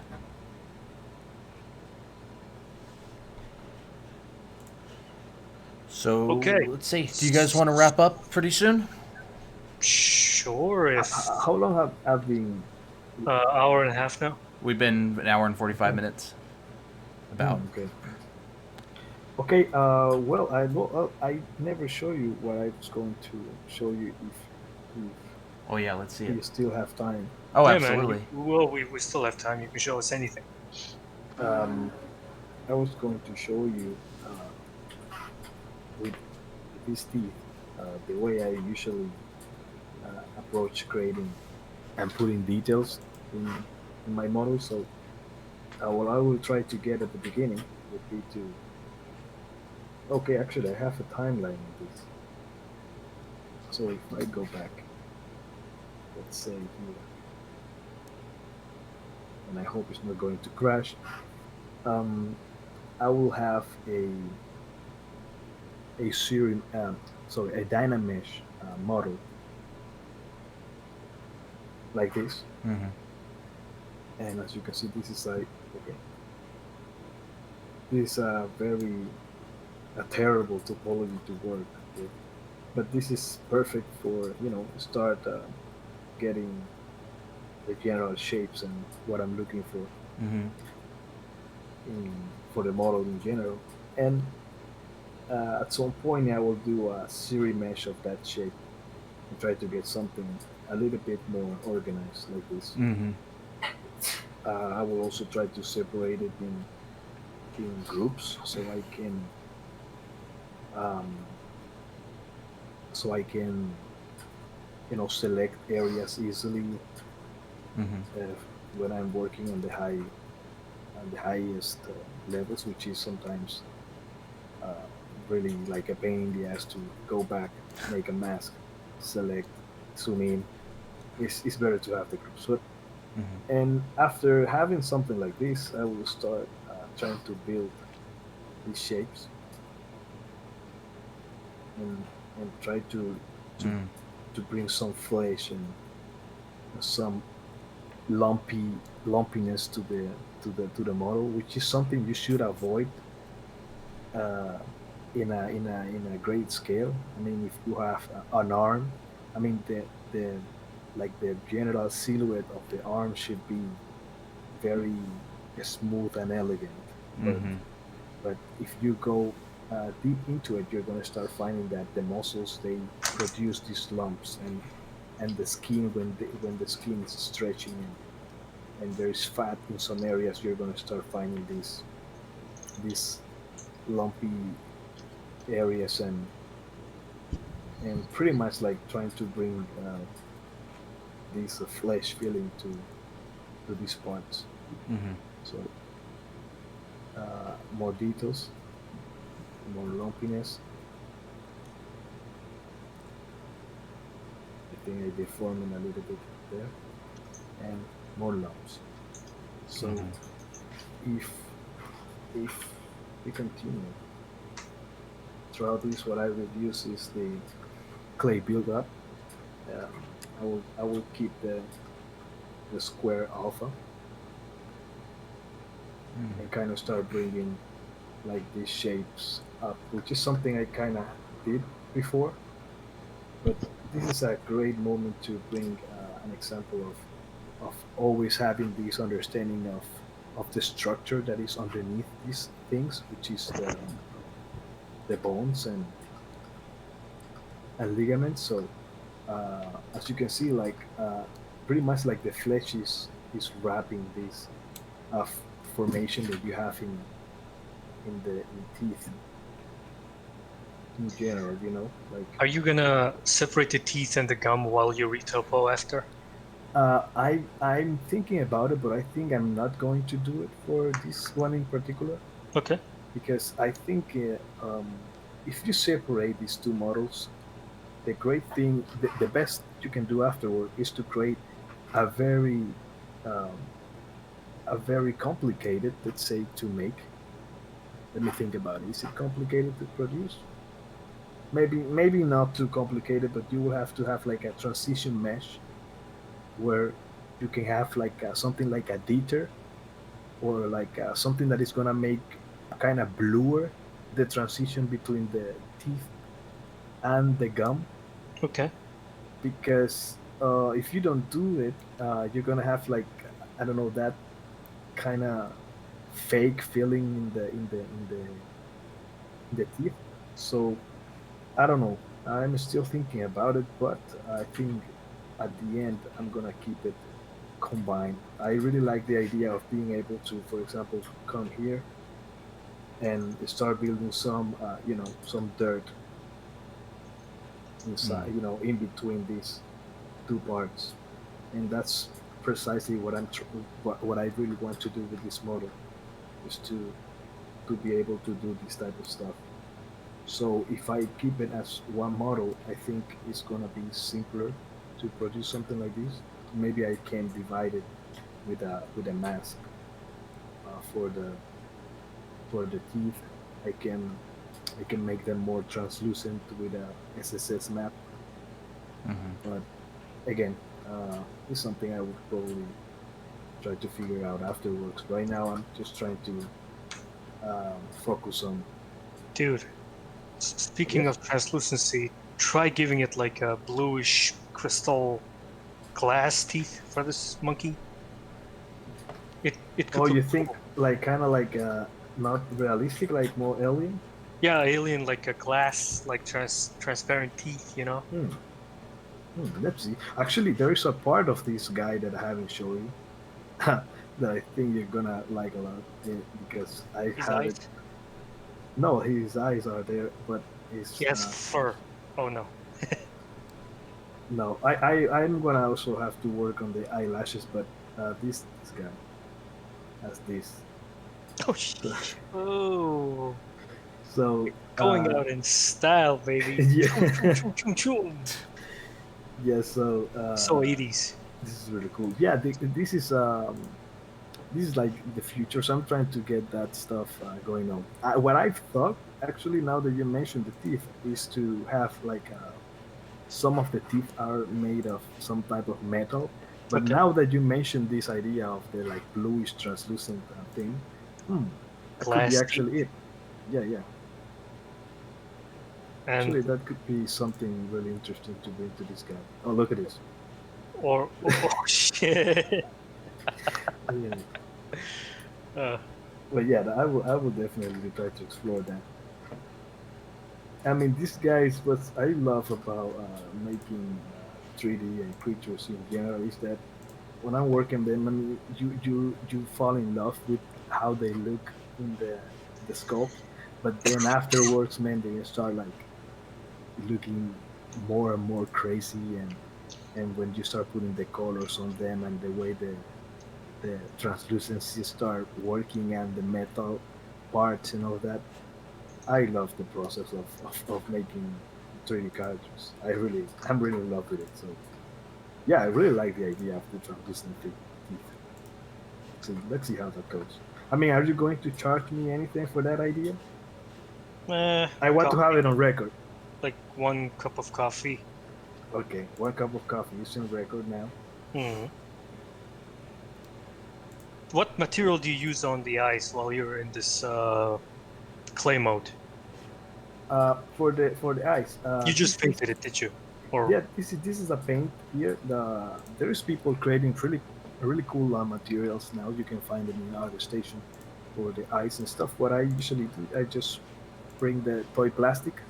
I oh, put the toy plastic on this guy, and I will bring my, I don't know, my paintbrush and start painting what I want to, like the shadow of it, hmm. trying to kind of see, because you should always try to capture that shadow when you finish your model. Like in the real time, you really want to have this this layer of realism with this shadow, and of course the the light, this dot of light in these parts, and maybe the tear of the eye,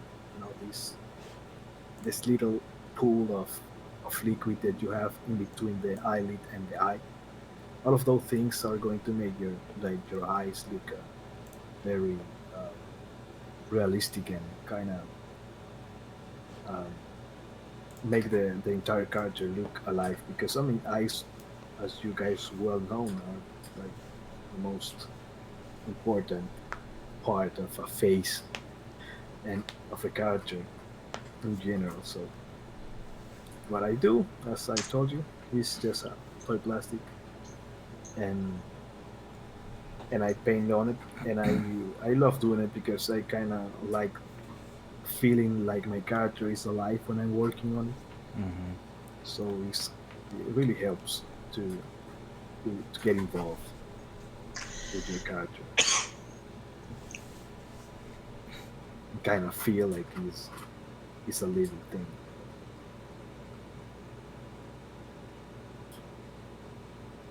Oh, what? Oh, I'm painting. Are you gonna ever do their environments or just gonna stick to characters all the way? Um, I'm gonna work actually with a friend that I don't know if you know him. Um, I'm gonna work with Jerry's. Um, I don't know if you know Jerry's, but he's a really cool environment artist. He works at Rocksteady right now. Mhm. But Oh, yeah. I heard about him. Yeah, yeah, I've seen his work. yeah. It's good I'm stuff. gonna. I'm working a couple of things. I'm not sure if I should show them because these are his property. I mean, Okay. he asked me for some help in a really cool project. He's working on something really awesome. He helped me for some help, and I asked him for some help in exchange. So that's what we're gonna do. And Oh shit, I Stonks. love. dude! No more coffee. No more coffee. Why no more coffee? So um, so so yeah. Um, I'm gonna be working on the environments with this guy, but uh, to do it myself, I don't know. I don't think I'm gonna sit down and do it myself. What I'm trying to do right now is to learn a little bit of Photoshop. I really feel this need for example, making the one laboratory, like making this landscape of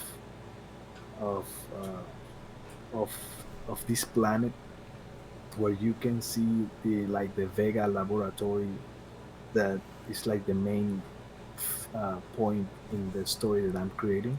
Mm-hmm. I really would like to be able to visualize that, put it in a painting. So yeah, You know, that's sort of thing I'm working for. I recommend you prepare like a 3D print version for everything.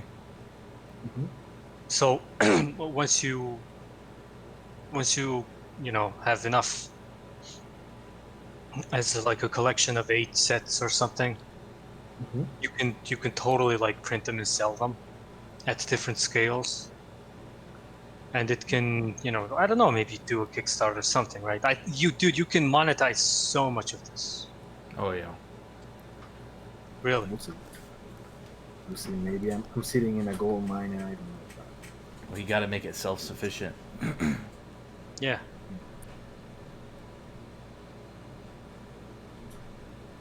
Let's see. I'll definitely check into that. I've been saying it a lot. Maybe I should do.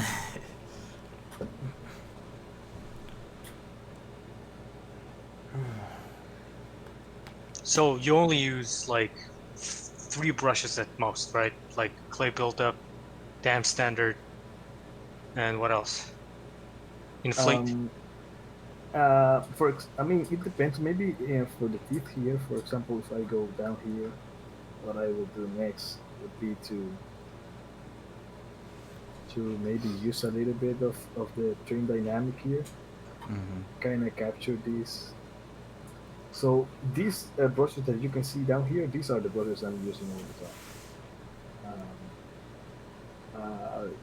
As you said, I will definitely just hover for the most part between the standard or diamond standard and the clay build, and help myself with some cool masks.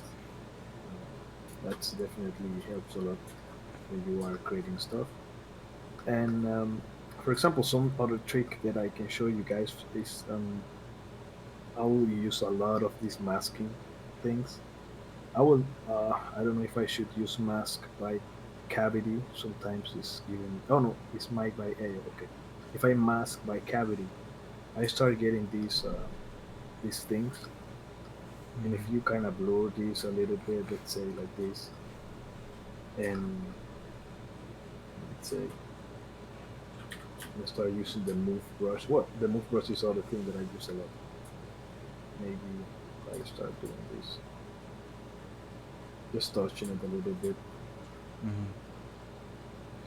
You start like maybe getting this. Mm-hmm. Maybe, and this is an information that I can afterwards use to kind of build more details. Sometimes you start like running out of ideas to continue working in these like huge areas. Of Yeah. course, it's important to have places where the eye kind of rests, so you don't have everything Yeah. uh, full of detail. But sometimes you start like running out of of shapes, and especially working with the creatures that you are kind of making the skin of these beings um, from scratch. I mean, you can have a lot of references, like maybe you're using some elephant skin or this type of stuff, but at some point you're going to start running out of ideas. And in those moments, in order for not get stuck, I will probably come here and say mask peak and values. You will get this other mask, which is a crazy mask. Maybe I can use this one for facilitate me creating, I don't know, let's put, I don't know, some dirt here. This is just an example, but these are things that will definitely help you work faster and kind of not get stuck with these problems you're going to encounter working in the creatures. Hmm. But as you can see here, something doing a lot right now is that you can see that I'm going to use my clay build, try to get these strokes here, but then I will smooth it very um, carefully, trying to keep some of that like as those wrinkles, let's say, there, to kind of give it um, a flesh feeling to the whole thing.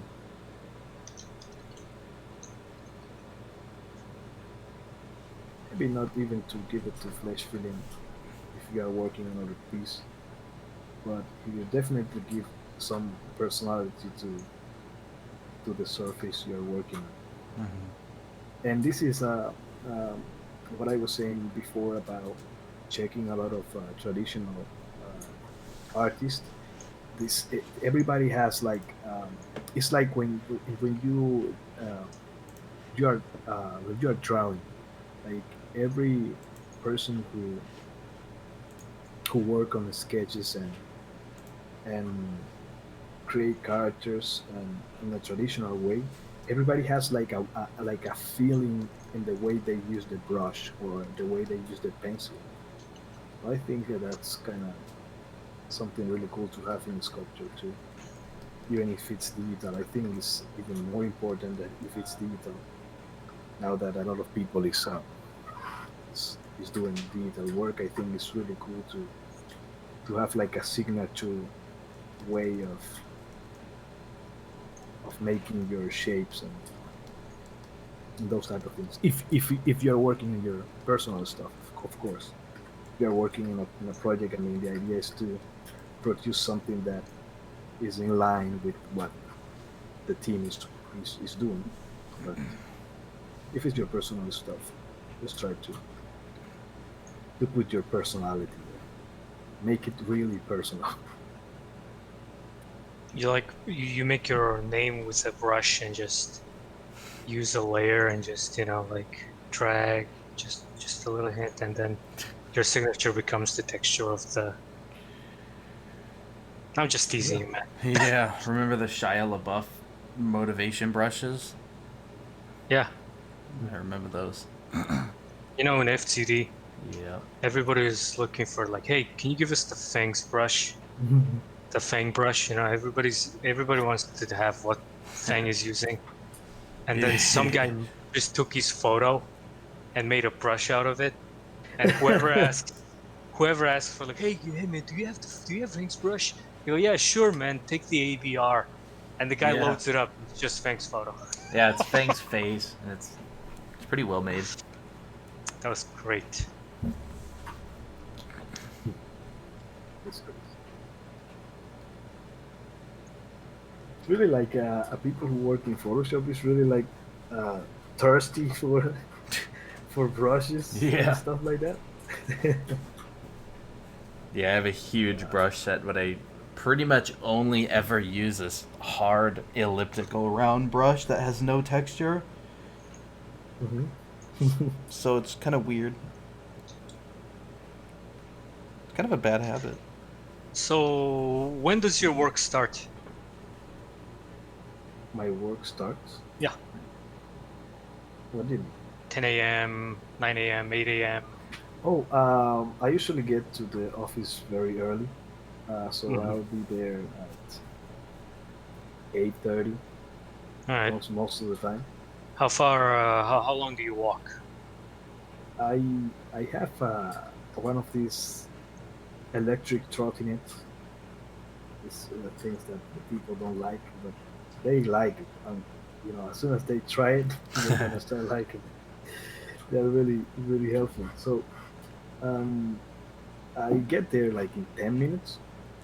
Porto is a very small, practical city, and so I'll get there like in 10 minutes, 15 minutes at most. But that's it. It's really cool.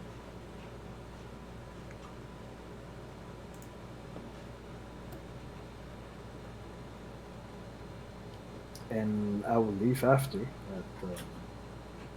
at 5:30. I will leave the office, and I will get home. Most of the time, I will jump right away into a personal work, or sometimes I just chill a little bit, watch some videos. I haven't played much video games lately. There's nothing out there that I'm interested in right now. But You should go back to the basics, Minesweeper, Solitaire, Spider Solitaire. Solitaire, come on, bro. Solitaire, man. Triple deck Solitaire, right? Speaking of Solitaire, does Windows 10 have it? I Still? think so. Yeah. Let me check, man. I don't have it. what about ski? That's what I want to play. You remember ski, that game where you were like a small ski guy? And you Check this get out. eaten by a Sasquatch Yeah, at the like end. a Sasquatch, the Yeti. That Yeah, thing, yeah, My that computer game has used it. to scare Right me here. as a kid. yo, that thing was scary. Solitaire collection. How did you find it, man? Where? I don't. I just typed in solitaire into the search. Yeah, dude. Oh, Get with okay, okay, the. okay. It's 2019. I don't know, man. Teeth There's brush. Pyramid. There's No, this Free is. Cell. Someone asks in the chat. No, this is ZBrush. I'll type it out. ZBRUSH.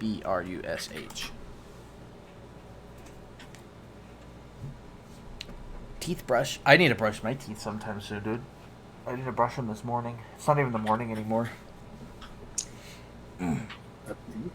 Sorry, someone asking in the Twitch chat about what program you're using. Oh yeah, this is ZBrush. Yeah, this is like the industry standard for modeling characters for video games, movies, 3D prints, uh, everything. Yeah. Are you gonna give it like a code tattoo on its gum Might as well, or dude. inside its Oh. lips? That would be crazy. Like it glows, you know? Sorry, now I'm going too crazy with it. I think glass teeth is enough. Yeah. The glasses.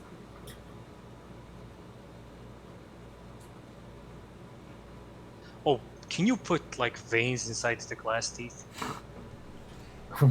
It's doable. Yeah, it's doable. I mean, I still have to check. I mean, probably have to work in a new shader, but let's see. Let's see how that goes. Let's see. I think this one's too. It's too outside.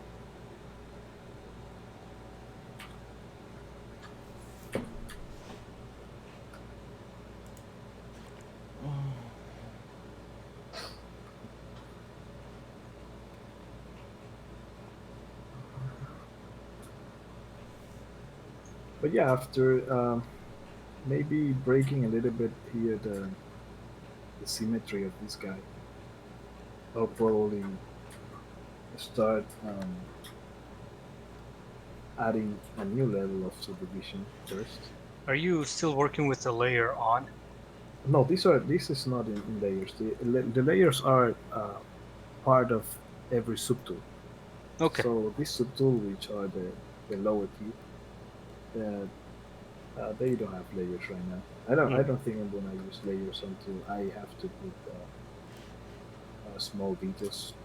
But let's see if I actually need to put details on this teeth, because this is like a very smooth surface usually. Maybe even things like these are maybe too harsh for the teeth. Teeth are usually, they don't usually look like this. They probably are like more smooth.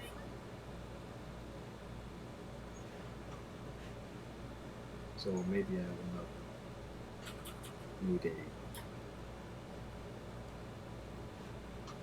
a layer for the details.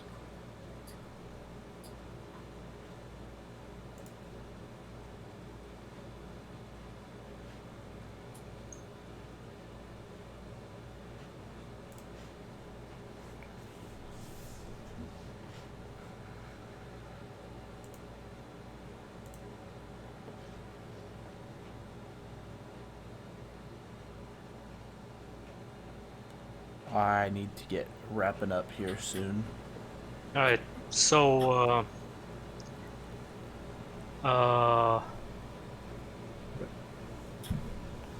Does anybody in the chat have any last kind of questions or comments or concerns? Anybody? freaking sound. What's that? Yeah. No, really. All right. So, Andres, if it's okay for you, we're gonna have to Yeah. wrap it up. Yeah, it was so nice having you on. The first you're the first kind of 3D artist that we've had to talk about Nice. character design and working in 3D and having cyberpunk monkeys. And also showing us the first 3D demo. Did you have anybody who did 3D demo for us? Nah. I don't remember if any. No, there isn't one. Someone just followed ArtQuest. So Andres is the first. All Yep. right. Cool. So It's cool. okay, thank you, Andres, and Oh, thank you guys for having me. Yeah, Mhm. thank you very much for coming. Cool. And That's cool. everybody, we will see you here on ArtQuest next weekend. All right. Bye-bye. Everybody say good bye. night, everyone. You. Thanks. On the European side, good night. See ya.